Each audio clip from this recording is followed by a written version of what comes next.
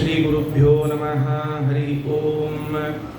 सत्यं विधातुं निजभृत्यभाषितं व्याप्तिं च भूतेष्वखिलेषु चात्मनः अदृश्यतात्यद्भुतरूपमुद्वहं स्तम्भे सभायां न मृगं न मानुषम् यस्याः कटाक्षमात्रेण ब्रह्मरुद्रेन्द्रपूर्वकाः सुराः स्वीयपदान्यापुः सा लक्ष्मीर्मे प्रसीदतु।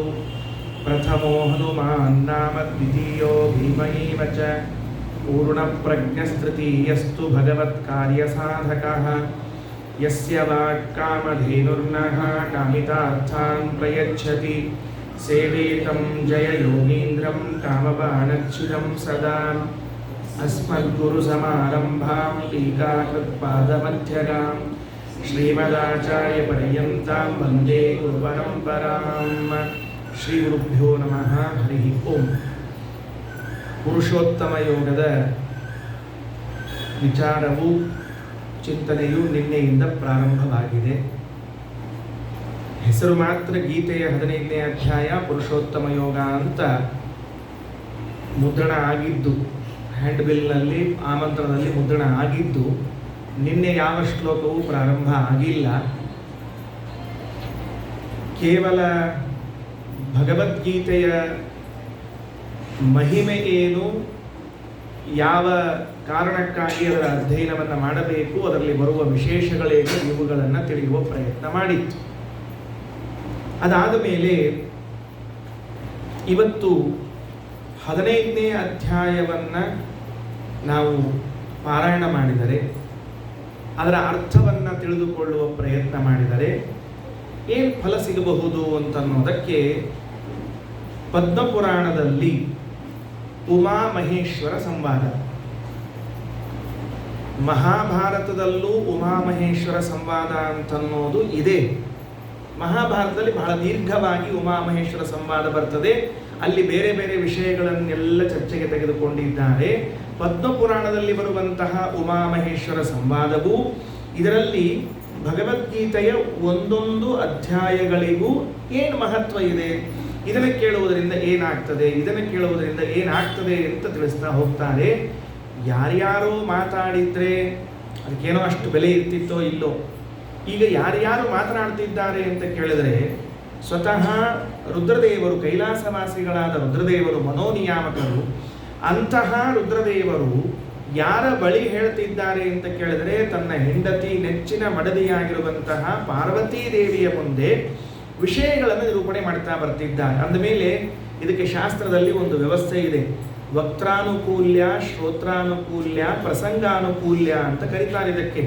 ಅಂದರೆ ಒಂದು ವಿಷಯ ಇದು ಪ್ರಮಾಣ, ಒಂದು ವಾಕ್ಯ ಇದು ಪ್ರಮಾಣ ಅಂತ ಅನಿಸಬೇಕಾಗಿದ್ದರೆ 3 ಅಂಶಗಳಿರಬೇಕಂತೆ. ಮೊದಲನೆಯದ್ದು ವಕ್ತಾನುಕೂಲ್ಯ, ಹೇಳುವನಲ್ಲಿ ಯಾವ ದೋಷಗಳಿರಬಾರದು. ಅವನು ಸ್ಪಷ್ಟ, ಅಂದರೆ ಅದು ಅನೇಕ ಗುಣಗಳನ್ನು ಹೇಳಿದ್ದಾರೆ, ಸುಮ್ಮನೆ ಕೆಲವನ್ನು ಹೇಳ್ತೀನಿ. ಹೇಳುವ ವ್ಯಕ್ತಿಯಲ್ಲಿ ಯಾವುದೇ ದೋಷಗಳು ಇಲ್ಲದೆ ಇದ್ದರೆ ಅದು ವಕ್ತೃವಿನ ಆನುಕೂಲ್ಯ ಅಂತ ಕರೀತಾರೆ. ಶ್ರೋತ್ರಾನುಕೂಲ್ಯ ಅಂದರೆ ಏನು? ಕೇಳಲಿಕ್ಕೆ ಕುಳಿತಂಥವ್ರು ಹೇಗಿರಬೇಕು ಅಂದರೆ, ಹೇಳುಗನಿಗೆ ಮೊದಲನೇದಾಗಿ ನಾನು ತತ್ವಜ್ಞಾನ ಪಡೆದುಕೊಳ್ಳಬೇಕು ಅಂತ ಆಶಾ ಇರಬೇಕಂತ. ಇನ್ನೇನು ಮಾಡ್ಲಿಕ್ಕೆ ಬರ್ತದೆ, ಅನಿವಾರ್ಯ, ಬೇರೆ ದಾರಿ ಇಲ್ಲ, ಪುರಾಣಕ್ಕೆ ಹೋಗೋದು ಹೊರತು ಇನ್ನೇನಿಲ್ಲ ಅಂತ ಬಂದಿರಬಾರ್ದು. ಕೆಲವೊಂದು ಸರ್ತಿ ಹಾಗೆ ಆಗಿರ್ತದೆ. ಮನೆಯಾಗಿದ್ದವರು ಇನ್ನರ ಹೊರಗೆ ಹೋಗ್ರಿ, ಸಾಕಾಗಿದೆ, ಸಂಜೆ 6 ಆಗ್ಯದ, ಇನ್ನೂ ಮನೆಯಾಗ ಕೂತಿರಲ್ಲ ಅಂತ ಬೈತಾರ ಅಂತ ಪಾಪ ಮಠಕ್ಕೆ ಬಂದಿರ್ತಾರೆ, ಅಥವಾ ಇಂಥಲ್ಲಿ ಬಂದಿರ್ತಾರೆ. ಹಾಗೆಲ್ಲ ಬರಬಾರ್ದು. ನಾನು ತತ್ವಜ್ಞಾನವನ್ನು ಮಾಡಿಕೊಳ್ಳಬೇಕು ಅಂತ ಸಂಕಲ್ಪದಿಂದ ಬಂದಿರಬೇಕು. ಹಾಗಿದ್ದಾಗ ಮಾತ್ರ ಇದು ಕೆಲಸ ಕೊಡ್ತದೆ. ಎರಡನೇದ್ದು, ಹೇಳುಗನ ಪ್ರೀತಿಗೆ ಪಾತ್ರರಾಗಿರ್ಬೇಕಂತೆ. ಇದು ಶ್ರೋತ್ರಾನುಕೂಲ್ಯ. ಇವನು ಕಂಡು ಕೂಡಲೇ ಅವ ಧಗ ಅಂತ ಉರಿತಾ ಇದ್ದ ಅಂದ್ರೆ ಅವೇನು ಹೇಳ್ತಾನೆ, ಇವೇನು ಕೇಳ್ತಾನೆ ಎಲ್ಲಾದರೂ. ಹಾಗಾದರೆ ವಕ್ತಾನುಕೂಲ್ಯ, ಶ್ರೋತ್ರಾನುಕೂಲ್ಯ, ಜೊತೆಗೆ ಪ್ರಸಂಗಾನುಕೂಲ್ಯ ಅಂತ ಒಂದಿರ್ತದೆ. ಯಾವ ಪ್ರಸಂಗದಲ್ಲಿ ಯಾರು ಹೇಳಿದರು, ಹೇಗೆ ಹೇಳಿದರು ಎಂಬುದಕ್ಕೆ ಮಹತ್ವ ಇರ್ತದಲ್ಲ. ಹಾಗಾಗಿ ಈ ಭಗವದ್ಗೀತೆ ಅಂತನ್ನುವಂತಹದ್ದೇ, ಇದು ಭಗವದ್ಗೀತೆಯ ಮಹಿಮೆ ಎನ್ನುವುದೇನಾಗಿದೆ ಅಂದರೆ, ವಕ್ತಾನುಕೂಲ್ಯ, ಶ್ರೋತ್ರಾನುಕೂಲ್ಯ, ಪ್ರಸಂಗಾನುಕೂಲ್ಯಗಳಿಂದ ಕೂಡಿತ್ತು. ರುದ್ರದೇವರು ಶ್ರೇಷ್ಠ ವ್ಯಕ್ತಿಗಳು. ಕೇಳಲಿಕ್ಕೆ ಕುಳಿತವಳು ಪಾರ್ವತಿ. ಯಾರ ಹತ್ರ ಹೇಳ್ತಿದ್ದಾರೆ, ಯಾವ ಪ್ರಸಂಗದಲ್ಲಿ ಹೇಳ್ತಿದ್ದಾರೆ? ಹೆಂಡತಿಗೆ ತತ್ವಜ್ಞಾನದ ಉಪದೇಶವನ್ನು ಮಾಡುವ ಕಾಲದಲ್ಲಿ ಹೇಳುವಂತಹ ಮಾತು. ಅಂದಮೇಲೆ ಈ ವಾಕ್ಯ ಅತ್ಯಂತ ಆಪ್ತ ವಾಕ್ಯವಾಗಿದೆ, ಪ್ರಮಾಣ ಪುರಸ್ಸರವಾದದ್ದು, ಪ್ರಾಮಾಣಿಕವಾದದ್ದು ಅಂತ ನಾವು ತಿಳಿದುಕೊಳ್ಳಬಹುದು. ಏನು ಹೇಳ್ತಾರೆ? 15ನೇ ಅಧ್ಯಾಯದ ಮಹಿಮೆಯನ್ನು ತಿಳಿಸುವಂತಹ ಉಮಾಮಹೇಶ್ವರ ಸಂವಾದ ವಾಕ್ಯ. ಗೌಡ ದೇಶ ಅಂತ ಒಂದು ದೇಶ ಇತ್ತಂತೆ, ಬಹಳ ವಿಚಿತ್ರ. ಇವತ್ತು ಆಯಾ ದೇಶಗಳೆಲ್ಲ ಬದಲಾವಣೆ ಆಗಿಬಿಟ್ಟಿದೆ. ಗೌಡ ದೇಶ ಅಂತ ಒಂದು ದೇಶ. ಆ ಗೌಡ ದೇಶದಲ್ಲಿ ಒಬ್ಬ ರಾಜನಿದ್ದಂತೆ. ಅವ ಕೃಪಾಣ ನರಸಿಂಹ ಅಂತ ಅವನ ಹೆಸರಂತೆ. ಎಷ್ಟು ವಿಚಿತ್ರ ಇದೆ ನೋಡ್ರಿ ಅವನ ಹೆಸರು, ಕೃಪಾಣ ನರಸಿಂಹ ಅಂತ. ಅದು ಯಾಕೆ ಅವನಿಗೆ ಹಂಗೆ ಹೆಸರು ಬಂದಿತ್ತು ಅಂದರೆ, ಯಾವಾಗಲೂ ಯುದ್ಧದಲ್ಲಿ ಭಾರೀ ಆಸಕ್ತಿ ಅವನಿಗೆ. ಕೃಪಾಣ ಅಂದರೆ ಖಡ್ಗ, ಕೈಯಲ್ಲಿರುವಂತಹದ್ದು. ಯಾವಾಗಲೂ ಯುದ್ಧದಲ್ಲಿ ಭಾರೀ ಆಸಕ್ತಿ ಇದ್ದದರಿಂದಾಗಿ ಕೈಯಲ್ಲಿ ಯಾವಾಗಲೂ ಖಡ್ಗವನ್ನು ಹಿಡಿದುಕೊಂಡೇ ಯುದ್ಧಕ್ಕೆ ನಿಂತಿರ್ತಿದ್ದಾನೆ. ಯುದ್ಧ ಮಾಡಲಿಕ್ಕೆ ಎಷ್ಟು ಸೈನ್ಯಗಳು ಬೇಕೋ ಅಷ್ಟೆಲ್ಲ ಸೈನ್ಯಗಳನ್ನು ಕಟ್ಟಿಟ್ಟುಕೊಂಡಿದ್ದಾನೆ. ಯುದ್ಧ ಅಂದ ಮೇಲೆ ಆನೆ, ಒಂಟೆ, ಕುದುರೆ ಎಲ್ಲ ಇರ್ತಾವೆ. ಎಲ್ಲ ಸೈನಿಕರು ಪ್ರತಿಯೊಂದನ್ನು ತಯಾರು ಮಾಡಿಟ್ಕೊಂಡಿದ್ದಾನೆ. ಅಂಥವನು ಕೃಪಾಣ ನರಸಿಂಹ, ಗೌಡ ದೇಶದ ರಾಜ. ಅವನಿಗೊಬ್ಬ ಮಂತ್ರಿ ಇದ್ದಂತೆ. ಅವ ನಿಜವಾಗಿ ಹೇಳಬೇಕು ಸೇನಾಧಿಪತಿ. ಆ ಸೇನಾಧಿಪತಿ ಯಾರವನ ಹೆಸರು ಅಂದರೆ ಶರಭಭೇರುಂಡ ಅಂತ ಅವನ ಹೆಸರಂತೆ. ಹಿಂದಕ್ಕೆಲ್ಲೋ ನಾವು ಸಿನಿಮಾದೊಳಗೆ, ನಾಟಕದೊಳಗೆ ಗಂಡ ಬೇರುಂಡ, ಆ ರುಂಡ, ಈ ರುಂಡ ಅಂತ ಇಟ್ಟಿರ್ತೀವಿ. ಆಮೇಲೆ ಭಾಳ ದಿವಸ ಆಗಿದೆ, ಯಾವ ರುಂಡ ಮುಂಡಗಳೆಲ್ಲ ಇಲ್ಲೇ ಇಲ್ಲ. ಅವ ಶರಭಭೇರುಂಡ ಅಂತ ಒಬ್ಬ ಸೇನಾಧಿಪತಿ. ಆ ಸೇನಾಧಿಪತಿ ಹೆಂಗಿದ್ದ ಅಂದರೆ ರಾಜನಿಗೆ ಸಮ ಇದ್ದಂತೆ ತೂಕದಲ್ಲಿ. ಅವನೆಷ್ಟು ಯುದ್ಧ ಪ್ರಿಯ, ಎಷ್ಟು ಬಲಶಾಲಿ, ಎಂತಹ ಉತ್ಸಾಹ ಪ್ರಿಯನಿದ್ನೋ ಇವನು ಅಷ್ಟೇ ಉತ್ಸಾಹದಿಂದ ಇದ್ದಂತೆ. ಕೆಲವು ದಿವಸಗಳಾದ ಮೇಲೆ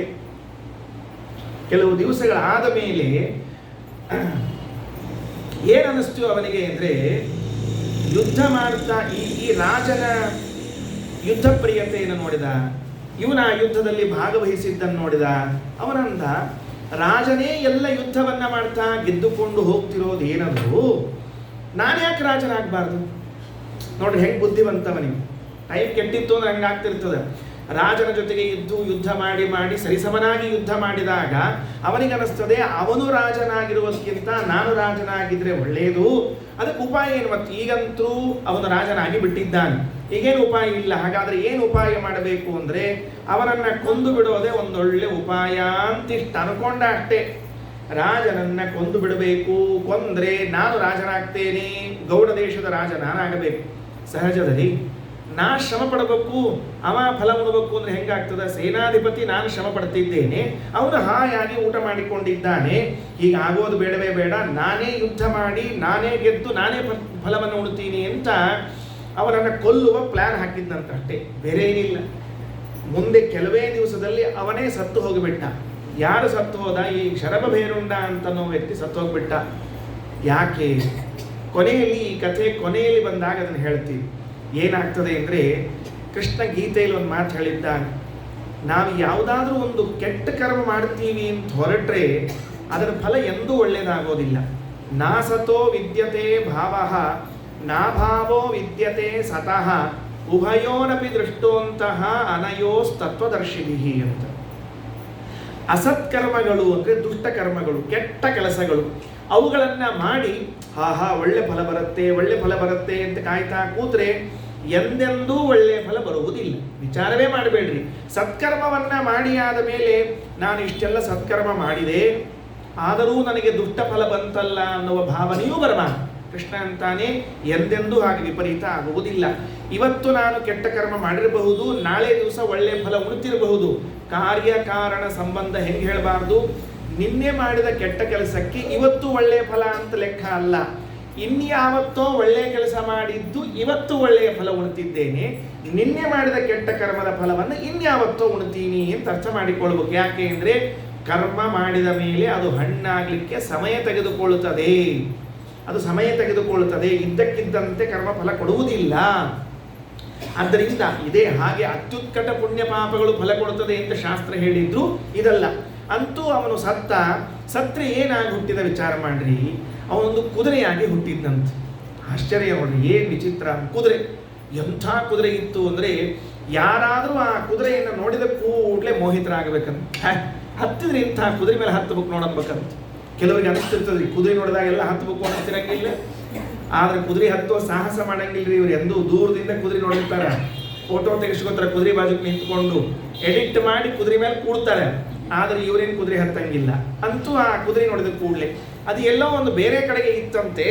ಬೇರೆ ಕಡೆಗೆ ಇದ್ದಾಗ ಒಬ್ಬ ವ್ಯಾಪಾರಿ ಅವೇನು ಮಾಡಿದ್ದಾನೆ, ವ್ಯಾಪಾರಿ ಅಂದರೆ ಈ ಕುದುರೆಯನ್ನು ಕೊಂಡುಕೊಂಡ. ಅಲ್ಲಿ ಯಾರ ಮನೆಯಲ್ಲಿ ಇತ್ತೋ ಅಲ್ಲಿಂದ ಕೊಂಡುಕೊಂಡಿದ್ದಾನೆ. ಕೊಂಡುಕೊಳ್ಳುವಾಗ ಅಲ್ಪ ಧನವನ್ನು ಕೊಟ್ಟಿದ್ದಾನೆ. ರಾಜನ ಮನೆಗೆ ಬಂದು ಹೆಚ್ಚಿನ ದುಡ್ಡಿಗೆ ಮಾರಬೇಕು ಅಂತ ವಿಚಾರ. ಯಾರಿಗೆ ತಂದು ಮಾರಿದ ಅಂದರೆ ಬರೋಬ್ಬರಿ ಈ ರಾಜನಿಗೆ ಬಂದು ಮಾರ್ತಾನಂತೆ. ಕೃಪಾಣ ನರಸಿಂಹನಿಗೆ ಮಾರ್ತಾನಂತೆ. ಅಷ್ಟೊತ್ತಿಗೆ ಕೃಪಾಣ ನರಸಿಂಹನಿಗೆ ವಯಸ್ಸಾಗಿರ್ತದೆ. ಇವನು ಸತ್ತು ತುಂಬ ವರ್ಷಗಳಾಗಿ ಕುದುರೆಯಾಗಿ ಅಲ್ಲೆಲ್ಲೋ ಹುಟ್ಟಿ ಇಲ್ಲೆಲ್ಲೋ ಬರೋ ತನಕ ಏನಾಗಿರ್ತದೆ ಅಂದರೆ ವಯಸ್ಸಾಗಿರ್ತದೆ. ಅವರು ಕುದುರೆ ತಂದ. ರಾಜನ್, ನಿನಗೋಸ್ಕರ ಈ ಕುದುರೆ ತಂದಿದ್ದೀನಿ, ಬಹಳ ಅಮೂಲ್ಯವಾದದ್ದು, ನೋಡಿ ಎಷ್ಟು ಅತ್ಯಮೂಲ್ಯವಾದದ್ದು ತಗೋ ಅಂದ. ಎಲ್ಲ ಕುದುರೆ ಪರೀಕ್ಷಾ ಮಾಡೋರೆಲ್ಲ ಪರೀಕ್ಷಾ ಮಾಡಿದ್ರೆ ಭಾರಿ ಚಂದದ ಕುದುರೆ, ರಾಜ ನೀ ಇದ್ರ ಮೇಲೆ ಹತ್ತಿದಿ ಅಂದ್ರೆ ಮುಗದ ಹೋತು ಅಂತ ಹೇಳಿದ್ರು. ಅವನು ಬಹಳ ಸಂತೋಷ ಆಯಿತು. ಬಹಳಷ್ಟು ಧನ ಕೊಟ್ಟು ಖರೀದಿ ಮಾಡಿದ. ಕುದುರೆ ಬಂತು, ಎಲ್ಲಿಂದ ಹೋಗಿತ್ತು ಅಲ್ಲಿಗೆ ಬಂತು ಕುದುರೆ. ರಾಜ ಅದ್ರ ಮೇಲೆ ಕೂತ್ಕೊಂಡು 4 ದಿವಸ ಅಡ್ಡಾಡಿದ. ಕೊನೆಗೆ 5ನೇ ದಿವಸ ಏನು ಅನ್ನಿಸ್ತು ಅಂದರೆ, ಈ ಕುದುರೆಯನ್ನ ಕರೆದುಕೊಂಡು ತಗೊಂಡು ನಾನು ಇದರ ಮೇಲೆ ಕಾಡಿಗೆ ಯಾಕೆ ಹೋಗಬಾರ್ದು ಬೇಟೆಯಾಡಲಿಕ್ಕೆ ಅಂತ ಆಯಿತು ಅಂತ ಕಾಡಿಗೆ ಹೊರಟಿದ್ದಾನೆ. ಆ ತೆಳಗಿದ್ದ ಶರಭವೇರುಂಡನಿಗೆ ಈ ಮೇಲ್ ಕೂತವನು ಕೃಪಾಣ ನರಸಿಂಹ ಅಂತ ಗೊತ್ತಾಯ್ತವನಿಗೆ. ಜನ್ಮಾಂತರದ ಸ್ಮರಣೆ ಇತ್ತು.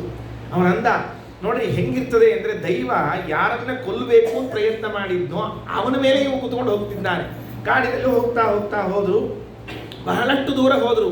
ಅವನಿಗೇನು ಪ್ರಾಣಿಗಳು ಸಿಗಲಿಲ್ಲ, ಏನಾಗಲಿಲ್ಲ. ಸರಿ, ಶ್ರಮ ಆಗ್ಯದ. ಆ ಕುದುರೆಗೂ ಮುಖದಿಂದ ಶ್ರಮಸೂಚಕವಾದ ಬೆವರುಗಳು, ಇದು ನೊರೆಗಳೆಲ್ಲ ಬರ್ತಿತ್ತು ಅನ್ನೋದಕ್ಕೆ ಕುದುರೆಯಿಂದ ಇಳಿದು ಒಂದು ಕಡೆಗೆ ಕಟ್ಟಿ ಹಾಕಿದ ಕುದುರೆಯನ್ನು ಮರಕ್ಕೆ. ತಾನು ಅಲ್ಲೆಲ್ಲೋ ನೀರಿತ್ತು ಅಂತ ನೀರು ಕುಡಿದು ಗಿಡದ ಬುಡಕ್ಕೆ ಕೂತಿದ್ದಾನೆ, ವಿಶ್ರಾಂತಿ ತೆಗೆದುಕೊಳ್ಳಬೇಕು ಅಂತ. ಗಾಳಿ ಬೀಸಲಿಕ್ಕೆ ಶುರುವಾಯಿತು. ಗಾಳಿ ಬೀಸ್ತಾ ಇದ್ರೆ ಗಾಳಿ ಬೀಸಿಕೊಂಡು ನೇರವಾಗಿ ಒಂದು ಎಲೆ, ಅದು ಈ ಗಿಡದಾಗಿನ ಎಲೆಗಳಿರ್ತಾವಲ್ಲ, ಹಾಗೆ ಎಲೆಗಳೆಲ್ಲ ಹಾರಿಕೊಂಡು ಬಂತು. ಇವ್ರ ಮುಖಕ್ಕೆ ಒಂದು ರಪ್ಪತ್ತು ಬಿತ್ತು. ಬೀಳ್ತಿರ್ತಾವ ನೋಡ್ರಿ, ಗಾಳಿಗೆ ಬೀಳ್ತು, ಬಂತು. ಇದೇನು ಎಲೆ ಅಂತ ಹಿಂಗೆ ತೆಗೆದು ನೋಡಿದ್ರೆ ಅದರ ಮೇಲೆ ಒಂದು ಶ್ಲೋಕ ಬರೆದಿದ್ದಿತ್ತು. ಅವೇನು ಮಾಡಿದ, ಸುಮ್ಮನೆ ಶ್ಲೋಕ ಓದಿದ. ಊರ್ಧ್ವ ಮೂಲ ಮಧಶ್ಯಾಕಮಶ್ವತ್ಥಂ ಪ್ರಾಹುರವ್ಯಯಂ ಛಂದಾಂಸಿ ಯಸ್ಯ ಪರ್ಣಾನಿ ಯಸ್ತಂ ವೇದ ಸ ವೇದವಿತ ಅಂತ ಶ್ಲೋಕ ಓದಿದ ಕೂಡಲೇ ಕುದುರೆ ದಬಕ್ಕಂದು ಸತ್ತ ಹೋಗ್ಬಿಡ್ತು. ಗಾಬರಿ ಆಯ್ತು. ನಾ ಏನು ಶ್ಲೋಕ ತಪ್ಪೋದಿದ್ದೋ ಅಥವಾ ಏನರ ಮತ್ತು ಇದು ಕೇಳಿಸ್ಕೊಂಡಿತ್ತು, ದಪ್ಪನ್ನು ಬಿದ್ದುಬಿಡ್ತು. ಬಿದ್ದ ಕೂಡಲೇ ಓಡಿ ಹೋಗಿ ಆ ಕುದುರೆ ಬಿಚ್ಚಿದ. ಪಾಪ ಏನೋ ಉಸಿರು ತ್ರಾಸ ಆಗ್ಯದ ನೋಡ ಅಂತ ಹೇಳಿದ. ಅಷ್ಟೊತ್ತಿಗೆ ಕುದುರೆಯ ದೇಹದಿಂದ ಮಂತ್ರಿಯೇ ಹೊರಗೆ ಬಂದ, ಶರಭವೇರುಂಡ. ರಾಜನನ್ನು ನೋಡಿ ಉಪಕಾರವಾಯಿತು ಅಂತ ಹೇಳಿ ಹೋಗ್ಬಿಟ್ಟ. ರಾಜ ಅಂದ, ಇವ್ಯಾಕೆ ಇಲ್ಲಿ ಬಂದಿದ್ದ? ಸತ್ತು ಎಷ್ಟೋ ದಿವಸ ಆಗ್ಯದ. ಸತ್ತು ಹೋಗಿ ಒಂದು 10-20 ವರ್ಷ ಆದ್ಮೇಲೆ ಯಾರನ್ನ ಬಂದು ಭೇಟಿ ಆದರೆ ಹೆಂಗಿರ್ತದೆ ಹೇಳಿ, ಅದು ದಾರಿಯೊಳಗೆ ಹೊಟ್ಟೊತ್ತಿನೊಳಗೆ ಹೆಂಗಿದ್ದೀರಿ? ಆರಾಮಿದ್ದೀರಾ? ಮೊನ್ನೆ ನಿಮ್ಮನ್ನು ನೋಡಿದ್ದೆ, ಮಾತಾಡಿಸ್ಬೇಕು ಅಂತ 3 ದಿವಸದಿಂದ ವೇಟ್ ಮಾಡಿದೆ. ಅಂದ್ರೆ ಒಮ್ಮೆ ಮಾತಾಡಿಸ್ಬಿಟ್ರೆ ಅದಲ್ಲ ತಗೋಬಾರ್ದಲ್ಲ. ಹಂಗಾಗಿ ನೀವು ಯಾಕೆ ಬಂದ, ಏನಾಯಿತು ತಿಳಿಲೇ ಇಲ್ಲ. ಸರಿ, ಬೇಡ ನೋಡ ಅಂಥೇಳಿ ಆ ಎಲೆಗಳೆಲ್ಲ ಬಿದ್ದಿದ್ವಲ್ಲ, ಎಲೆಗಳನ್ನು ಹಿಡಿದುಕೊಂಡ. ಈ ಗಾಳಿ ಎಲ್ಲಿಂದ ಬಂತು, ಯಾವ ದಿಕ್ಕಿನಿಂದ ಬಂದಿರಬಹುದು ಅಂತ ಒಂದು ಊಹೆ ಮಾಡಿದ. ಗುಡ್ಡವನ್ನು ಏರಿ, ಸಣ್ಣದಾದ ಒಂದು ಬಂಡೆಗಲ್ಲಿ ಏರಿ ತೆಳಗಿಳಿತಾನೆ. ಅಲ್ಲೊಂದು ಆಶ್ರಮ. ಅಲ್ಲಿ ವಿಷ್ಣು ಶರ್ಮ ಅಂತ ಒಬ್ಬ ಬ್ರಾಹ್ಮಣ, ಅವನು ತನ್ನ ಆಶ್ರಮವನ್ನು ಮಾಡಿಕೊಂಡಿದ್ದಾನೆ. ಆ ವಿಷ್ಣು ಶರ್ಮ ಅವನು ನಿತ್ಯದಲ್ಲಿ ಭಗವದ್ಗೀತೆಯ ಪಾರಾಯಣವನ್ನು ಮಾಡಿ ಮಾಡಿ ಮಾಡಿ ಮಾಡಿ ತ್ರಿಕಾಲ ಜ್ಞಾನ ಸಂಪಾದನೆ ಮಾಡಿಕೊಂಡಿದ್ದಂತೆ. 3 ಕಾಲಗಳಲ್ಲಿ ಏನು ನಡೆದಿರಬಹುದು ಅಂತ ತಿಳಿದುಕೊಳ್ಳುವುದು. ಆ ಎಲೆ ಅವನದ್ದೇ ಇದೆ, ಬೇರೆಯದಲ್ಲ. ಅವನು ಎಲ್ಲ ಗೀತೆಯನ್ನು ಎಲೆಗಳಲ್ಲಿ ಬರ್ಕೊಳ್ಳೋದು. ಅವಾಗೆಲ್ಲ ಪೇಪರ್ ಇದ್ದಿಲ್ಲ, ತಾಳಿವಾಲೆಗಳಲ್ಲಿ ಬರ್ಕೊಳ್ಳೋದು. ಬರೆದುಕೊಂಡು ಇಟ್ಟಿದ್ದಾನೆ. ಗಾಳಿ ಬೀಸಿದ್ದಕ್ಕೆ ಮೊದಲನೇ ಪತ್ರ ಮಾತ್ರ ಹಾರಿ ಹೋಗಿ ಇವನಿಗೆ ಬರ್ಕೊಂಡಿತ್ತಂತೆ. ನಾವು ಹೋದ, ಸ್ವಾಮಿ ಹಿಂಗೇನೋ ಒಂದು ಎಲೆ ಬಂದದ, ಹಿಂಗಾಗಿಬಿಟ್ಟದ, ಏನಂತ ತಿಳಿವಲ್ತಾಗ್ಯದ, ನೀವೇ ಹೇಳ್ರಿ ಅಂತ. ಆಗವ ಹೇಳಿದ್ದಂತೆ, ವಿಷ್ಣು ಶರ್ಮ ಬ್ರಾಹ್ಮಣ ಹೇಳಿದಂತೆ, ಏನು ಚಿಂತೆ ಮಾಡಬೇಡ್ರಿ, ಆ ಕುದುರೆ ಯಾರು ಬೇರೆ ಅಲ್ಲ, ಹಿಂದಿನ ಜನ್ಮದಲ್ಲಿ ನಿಮ್ಮ ಸೇನಾಧಿಪತಿಯಾದ ಗಂಡ ಭೇರುಂಡ, ಶರಭವೇರುಂಡ, ಅವನು ಬೇರೆ ಯಾರು ಅಲ್ಲ. ಅವನು ಸತ್ತ ಅಂತ ನಾನು ನೋಡಿದ್ದೆ. ಸತ್ತವನು ಕುದುರೆಯಾಗಿ ಹಾಕಿಬಿಟ್ಟಿದ ಅಂತ ಹೇಳಿದ್ರೆ ಅವನು ಒಂದು ದ್ರೋಹ ಮಾಡಿದ. ಏನು ದ್ರೋಹ ಮಾಡಿದ? ಸ್ವಾಮಿ ದ್ರೋಹದ ಫಲ. ಸ್ವಾಮಿ ದ್ರೋಹದ ಫಲವಾಗಿ ಕುದುರೆಯಾಗಿ ಹುಟ್ಟಿದ್ದಾನೆ. ಯಾವ ಸ್ವಾಮಿ? ರಾಜ ತಾನು ಅನ್ನ ಹಾಕಿ ಅವನನ್ನು ಬೆಳೆಸಿ ದೊಡ್ಡವರನ್ನ ಮಾಡಿ ಎಲ್ಲ ಮಾಡಿದಾಗ ಅಂತಹ ಆಶ್ರಯದಾತನಾದ ಸ್ವಾಮಿಯಾದ ರಾಜನ ದ್ರೋಹ ಮಾಡಿದ್ದಕ್ಕೆ ಕುದುರೆಯಾಗಿ ಹುಟ್ಟುವಂತಹ ನೀಚ ಜನ್ಮ ಬಂದಿತ್ತು. ಹೌದು, ಅದಕ್ಕೆ ಆ ಜನ್ಮ ಹೆಂಗೆ ಹೋತವನಿಗೆ ಬಂತು ಗೊತ್ತಾಯ್ತು. ಪಾಪದ ಫಲವಾಗಿ ಹೋಯ್ತು. ಹೇಗೆ ಅಂತ ಕೇಳಿದಾಗ ಪುರುಷೋತ್ತಮ ಯೋಗವನ್ನು ಕೇಳಿದ್ನಲ್ಲ. ಸ್ವಾಮಿದ್ರೋಹದ ಫಲ ಹೋಗಬೇಕು ಅಂದರೆ ಸರ್ವಸ್ವಾಮಿಯಾದ ನಾರಾಯಣ ಪುರಾಣ ಪುರುಷೋತ್ತಮನಿದ್ದಾನಲ್ಲ, ಅವನ ಮಹಿಮೆಯನ್ನು ತಿಳಿಸುವಂತಹ 15ನೇ ಅಧ್ಯಾಯ ಏನು ಹೇಳ್ತಾನೆ? ಯಸ್ಮಾತ್ ಕ್ಷರಮತೀತೋಹಂ ಅಕ್ಷರಾದಪಿ ಚೋತ್ತಮಃ ಅತೋಸ್ಮಿ ಲೋಕೆ ವೇದೇ ಚ ಪ್ರಥಿತಃ ಪುರುಷೋತ್ತಮಃ ಅಂತ ಸರ್ವಸ್ವಾಮಿಯಾಗಿರುವಂತಹ ನಾರಾಯಣನ ಮಹಿಮೆಯನ್ನು ಹೇಳುವ ಅಧ್ಯಾಯ. ಅದು ಪೂರ್ಣ ಹೇಳಿಲ್ಲ, ಒಂದು ಶ್ಲೋಕ ಪ್ರಾರಂಭ ಆಯಿತಷ್ಟೇ. ಅಷ್ಟಕ್ಕೇನೆ ಇವನಿಗೆ ಆ ದ್ರೋಹದ ಫಲ ಹೊರಟು ಹೋಗಿದೆ, ಪುಣ್ಯ ಬಂದಿದೆ ಅಂತ ತಿಳಿಸಿಕೊಟ್ರಂತೆ. ಇದನ್ನು ರುದ್ರದೇವರು ಉಮಾದೇವಿಗೆ ಹೇಳಿ ನೋಡು, ನಾವು ನಮ್ಮ ಸ್ವಾಮಿಯಾಗಿರುವಂಥ ನಾರಾಯಣನ ವಿಷಯದಲ್ಲಿ ಎಂದೆಂದು ದ್ರೋಹವನ್ನು ಮಾಡಬಾರದು. ಸಾಮಾನ್ಯವಾಗಿ ಲೋಕದಲ್ಲಿ ಯಾವುದೋ ರಾಜನಿಗೆ ದ್ರೋಹ ಮಾಡಿದರೆ ಸ್ವಾಮಿ ದ್ರೋಹದ ಫಲವಾಗಿ ಕುದುರೆಯಾಗಿ ಹುಟ್ಟುವುದಾದರೆ, ಇನ್ನು ಭಗವಂತನಿಗೆ ದ್ರೋಹ ಮಾಡಿದರೆ ಏನು ಪರಿಸ್ಥಿತಿ ಬರಲಿಕ್ಕಿಲ್ಲ. ಯಾವ ಕಾರಣಕ್ಕೂ ಮಾಡಬಾರದು. ನಮ್ಮ ಮನಸ್ಸಿನಲ್ಲಿ ಹಾಗೇನಾದರೂ ದುಷ್ಟ ವಿಚಾರಗಳು ಬಂದಿದ್ದರೆ ಬರ್ತಿರ್ತಾವೆ, ನಮಗೇನು ಬರಬಾರ್ದು ಅಂತೇನಿಲ್ಲ. ಅದು ಒಂದು ಚಲೋದರಿ. ಮನಸ್ಸಿನೊಳಗೆ ಬಂದದ್ದು ಉಳಿದವ್ರಿಗೆ ಗೊತ್ತಾಗಂಗಿಲ್ಲ ಅಂತನ್ನೋದೊಂದು ಒಳ್ಳೆಯದದ. ಹೆಂಗೆ ನಾವು ಆಡಿದ್ದೆಲ್ಲರಿಗೆ ಗೊತ್ತಾಗ್ತದ, ಹಂಗೆ ಮನಸ್ಸಿನಾಗ ಆಡ್ಕೊಂಡದ್ದು ಎಲ್ಲರಿಗೆ ಗೊತ್ತಾಗ್ತಿದ್ರೆ ಇಷ್ಟು ಮಂದಿ ಒಳಗೆ ನಾವು ಯಾರೂ ಒಬ್ರಿಗೊಬ್ರು ಇರ್ತಿದ್ದಿಲ್ಲ, ಹೊಡೆದಾಡ್ಕೊಳ್ತಿದ್ವಿ ಗ್ಯಾರಂಟಿ.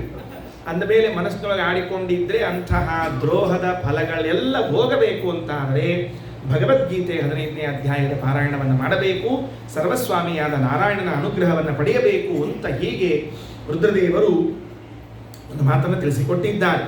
ಹಾಗಾಗಿ ನಾವೀಗೇನು 15ನೇ ಅಧ್ಯಾಯದ ಶ್ರವಣವನ್ನು ಮಾಡಲಿಕ್ಕೆ ಹೊರಟಿದ್ದೇವೆ, ಅದು ನಮಗೆಲ್ಲರಿಗೂ ಕೂಡ ಸರ್ವಸ್ವಾಮಿಯಾದ ನಾರಾಯಣನ ಅನುಗ್ರಹವನ್ನು ತಂದುಕೊಡಲಿಕ್ಕೆ ಹೊರಟದ್ದು ಅಂತ ತಿಳ್ಕೊಳ್ಬೇಕು.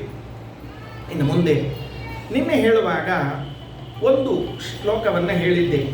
ಏನು ಶ್ಲೋಕವನ್ನು ಹೇಳಿದ್ದೆ ಅಂತ ಕೇಳಿದರೆ, ಗೀತಾ ಸುಗೀತಾ ಕರ್ತವ್ಯ ಕಿಮನ್ಯೇ ಇದು ಗಂಗಾ ಗೀತಾ ಚ ಗಾಯತ್ರಿ ಗೋವಿಂದೇತಿ ಹೃದಿಸ್ಥಿತೆ ಚತುರ್ಗಕಾರ ಸಂಯುಕ್ತೆ ಪುನರ್ಜನ್ಮ ನ ವಿದ್ಯತೆ ಅನ್ನುವಂತಹ ಒಂದು ಮಾತನ್ನು ಹೇಳಿದ್ದೆ. ಅದಾದ ಮೇಲೆ ಇನ್ನೂ 2 ಶ್ಲೋಕಗಳನ್ನು ಹೇಳುತ್ತಾರೆ ವೈಶಂಪಾಯನಾಚಾರ್ಯ. ಗೀತೆಯ ಬಗ್ಗೆ ಹೇಳುವಾಗ ಏನು ಅಂದ್ಕೊಳ್ಬೇಕು? ಗೀತಾ ಸುಗೀತಾ ಕರ್ತವ್ಯ ಕಿಮನ್ಯೇ ಶಾಸ್ತ್ರ ಸಂಗ್ರಹೈ ಯಾ ಸ್ವಯಂ ಪದ್ಮನಾಭಸ್ಯ ಮುಖಪದ್ಮ ವಿನಿಸೃತ. ಯಾವುದಾದರೂ ಶಾಸ್ತ್ರಗಳನ್ನು ನೀವು ಸಂಗ್ರಹ ಮಾಡುವುದಾದರೆ, ಅಧ್ಯಯನ ಮಾಡುವುದಾದರೆ, ಇರಲಿ ನಮ್ಮ ಕೋಶದಲ್ಲಿ ಇದೊಂದು ಗ್ರಂಥ ಇರಲಿ, ಇದೊಂದು ನಮ್ಮ ಪಾಕೆಟಿನಲ್ಲಿ ಇರಲಿ, ನಮ್ಮ ಬ್ಯಾಗಿನಲ್ಲಿ ಇರಲಿ ಅನ್ನುವುದಾದರೆ, ಆಗ ಬೇರೆ ಇನ್ಯಾವ ಗ್ರಂಥಗಳನ್ನು ತೆಗೆದುಕೊಳ್ಳಿಕ್ಕೆ ಹೋಗಬೇಡ್ರಿ. ಗೀತಾ ಸುಗೀತಾ ಕರ್ತವ್ಯ, ಆ ಭಗವದ್ಗೀತೆಯನ್ನೇ ಚೆನ್ನಾಗಿ ಅಧ್ಯಯನವನ್ನು ಮಾಡಿರಿ, ಚೆನ್ನಾಗಿ ಗಾಯನವನ್ನು ಮಾಡಿರಿ. ಯಾಕೆ ಅಂದರೆ ಯಾ ಸ್ವಯಂ ಪದ್ಮನಾಭಸ್ಯ ಮುಖಪದ್ಮ ವಿನಿಸೃತ. ಯಾರ ಮುಖದಿಂದ ಬಂದದ್ದು ಅಂದರೆ ಸಾಕ್ಷಾತ್ ಭಗವಂತನ ಮುಖಕಮಲದಿಂದ ಬಂದಿರುವಂತಹದ್ದು. ಹೊಸದಾದ ಅಂಶ. ನಮಗೇನು ಪುಣ್ಯ, ಎಂತಹ ಭಾಗ್ಯ ಅಂತ ಕೇಳಿದ್ರೆ, ಭಗವದ್ಗೀತೆ ಇದು ಶ್ರೀಕೃಷ್ಣನ ಮುಖದಿಂದಲೂ ಬಂದದ್ದು, ವ್ಯಾಸರಿಂದಲೂ ಬಂದದ್ದು. ಹೀಗಿರಬೇಕು. ಏನು ವ್ಯವಸ್ಥೆ ಅಂತ ಗೊತ್ತಿಲ್ಲ, ಹೀಗಿರಬೇಕು. ಏನು ಕೃಷ್ಣ ಇದೇ ವಾಕ್ಯಗಳನ್ನೇ ಅರ್ಜುನನಿಗೆ ಹೇಳಿದ್ದಾನೆ ಅಂತೇನಿಲ್ಲ. ಒಟ್ಟಿನಲ್ಲಿ ಕೃಷ್ಣ ಅರ್ಜುನನಿಗೆ ಉಪದೇಶವನ್ನು ಮಾಡಿದ್ದಾನೆ. ಅರ್ಜುನನಿಗೆ ಉಪದೇಶವನ್ನು ಮಾಡಿದರೆ ಅರ್ಜುನ ಅದನ್ನು ಕೇಳಿಕೊಂಡಿದ್ದಾನೆ. ವೇದವ್ಯಾಸ ದೇವರು ಸಂಗ್ರಹ ಮಾಡುವಾಗ ಈ ರೂಪದಲ್ಲಿ ಶ್ಲೋಕದಲ್ಲಿ ಬರೆದಿದ್ದಾರೆ. ಇಷ್ಟು ವಾಸ್ತವ ಇದ್ದದ್ದು. ಅದಕ್ಕಾಗಿ ನಾವು ತಿಳಿಯಬಹುದಾದ ಅಂಶ, ಭಗವಂತನ ಮುಖದಿಂದ ಬಂದಿರುವಂತಹ, ವ್ಯಾಸರ ಮುಖದಿಂದ ಬಂದಿರುವಂತಹದ್ದು ಇದು ಭಗವದ್ಗೀತೆ. ಈಗ ಒಂದು ಭಗವದ್ಗೀತೆಗೆ 2 ಭಗವದ್ ರೂಪಗಳ ಸ್ಪರ್ಶ ಇದೆ ನೋಡ್ರಿ. 2 ಭಗವದ್ ರೂಪಗಳ ಸ್ಪರ್ಶ ಒಂದೇ ಅಲ್ಲ, ಕೃಷ್ಣಂದೊಂದೇ ಅಲ್ಲ, ವೇದವ್ಯಾಸ ದೇವರದ್ದು. ಬಹಳ ಜನ, ನನಗೆ ಆಶ್ಚರ್ಯ ಅನ್ನಿಸ್ತದೆ, ಶ್ರೀಮದಾಚಾರ್ಯರು ಗೀತೆಗೆ ಪ್ರಾಮಾಣ್ಯವನ್ನು ಸಾಧನೆ ಮಾಡುವಾಗ, ಭಗವದ್ಗೀತೆ ಇದು ಅತ್ಯಂತ ಪ್ರಾಮಾಣಿಕ ಗ್ರಂಥ ಅಂತ ಸಾಧನೆ ಮಾಡುವಾಗ, ಉಳಿದವರೆಲ್ಲ ಯಾವ ಮಾರ್ಗವನ್ನು ಹಿಡ್ಕೊಂಡಿದ್ದಾರೆ? ಕೃಷ್ಣ ಹೇಳಿದ್ದಾನಾದ್ರಿಂದ ಪ್ರಮಾಣ, ಕೃಷ್ಣ ಹೇಳಿದ್ದಾನಾದ್ರಿಂದ ಪ್ರಮಾಣ ಅಂತ ಹೇಳಿದ್ದಾರೆ. ಶ್ರೀಮದಾಚಾರ್ಯ ಅಂತಾರೆ, ವ್ಯಾಸರು ಹೇಳಿದ್ದಾನಾದ್ರಿಂದ ಪ್ರಮಾಣ ಅಂತ ಅಂತಾರೆ. ಯಾಕೆ? ನಮಗೆ ಭಗವದ್ಗೀತೆ ಉಪಲಬ್ಧ ಆಗುವುದು ಮಹಾಭಾರತದಲ್ಲಿ. ಕೃಷ್ಣ ಎಂದು ಹೇಳಿದ್ದ ನಮಗೆ ಹೇಗೆ ಗೊತ್ತಾಗಬೇಕು? ಹಾಗಾದರೆ ಮಹಾಭಾರತದಲ್ಲಿ ನಮಗಿದು ಉಪಲಬ್ಧವಾಗಬೇಕಾಗಿದ್ರೆ ಮಹಾಭಾರತ ಬರೆದವರು ನಮಗೆ ಪ್ರಾಮಾಣಿಕರು, ನಮಗೆ ಮಿತ್ರರು. ಆದ್ದರಿಂದಾಗಿ ಅವರು ಹೇಳಿದ್ದಕ್ಕೆ ಪ್ರಮಾಣ ಅನ್ನಬೇಕೆ ಹೊರತಾಗಿ ಕೇವಲ ಕೃಷ್ಣ ಹೇಳಿದ್ದಕ್ಕೆ ಪ್ರಮಾಣ ಅಲ್ಲ. ಹೌದು, ಕೃಷ್ಣ ಹೇಳಿದ್ದಕ್ಕೂ ಪ್ರಮಾಣ, ಅದನ್ನು ಅಲ್ಲಗಳಿತಿಲ್ಲ. ಕೃಷ್ಣ ಹೇಳಿದ ಮೇಲೂ ವೇದವ್ಯಾಸ ರೂಪದಿಂದ ಹೇಳಿದ್ದಾರಲ್ಲ, ಅದಕ್ಕೆ ಹೆಚ್ಚು ಪ್ರಮಾಣವೆನಿಸ್ತದೆ. ಹಾಗಾದರೆ ನಾವು ಇದನ್ನು ಹೀಗೆ ತಿಳಿಬೇಕು, ಭಗವದ್ಗೀತೆ ಭಗವಂತನ ಎರಡೆರಡು ರೂಪಗಳ ಸ್ಪರ್ಶಕ್ಕೆ ಒಳಗಾದ, ಸಂಬಂಧಕ್ಕೆ ಒಳಗಾಗಿರುವಂತಹ ಅದ್ಭುತವಾದ ಗ್ರಂಥ ಅಂತ ನಾವು ತಿಳಿದುಕೊಳ್ಳಬೇಕು. ಅದಕ್ಕೆ ಹೇಳಿದ್ರು, ಯಾ ಸ್ವಯಂ ಪದ್ಮನಾಭಸ್ಯ ಮುಖಪದ್ಮ ವಿನಿಸೃತ. 16 ಶಾಸ್ತ್ರಗಳಿದೆ. ಎಲ್ಲ ಶಾಸ್ತ್ರಗಳನ್ನ ಓದಿಕೊಂಡು ಕುಳಿತುಕೊಂಡ್ರೆ ಜನ್ಮವೇ ಮುಗಿದು ಹೋಗ್ಬಿಡ್ತದೆ. ಅದಕ್ಕೆ ಏನು ಮಾಡಬೇಕು ಅಂತ ಕೇಳಿದಾಗ ವೈಶಂಪಾಯನಾಚಾರ್ಯ ಅಂತಾರೆ, ನೋಡಪ್ಪ, ಸರ್ವಶಾಸ್ತ್ರಮಯೀ ಗೀತಾ ಸರ್ವದೇವಮಯೋ ಹರಿಹಿ ಸರ್ವತೀರ್ಥಮಯೀ ಗಂಗಾ ಸರ್ವವೇದಮಯೋ ಮನುಹು ಅಂತ ಹೇಳ್ತಾ ಇದ್ದ.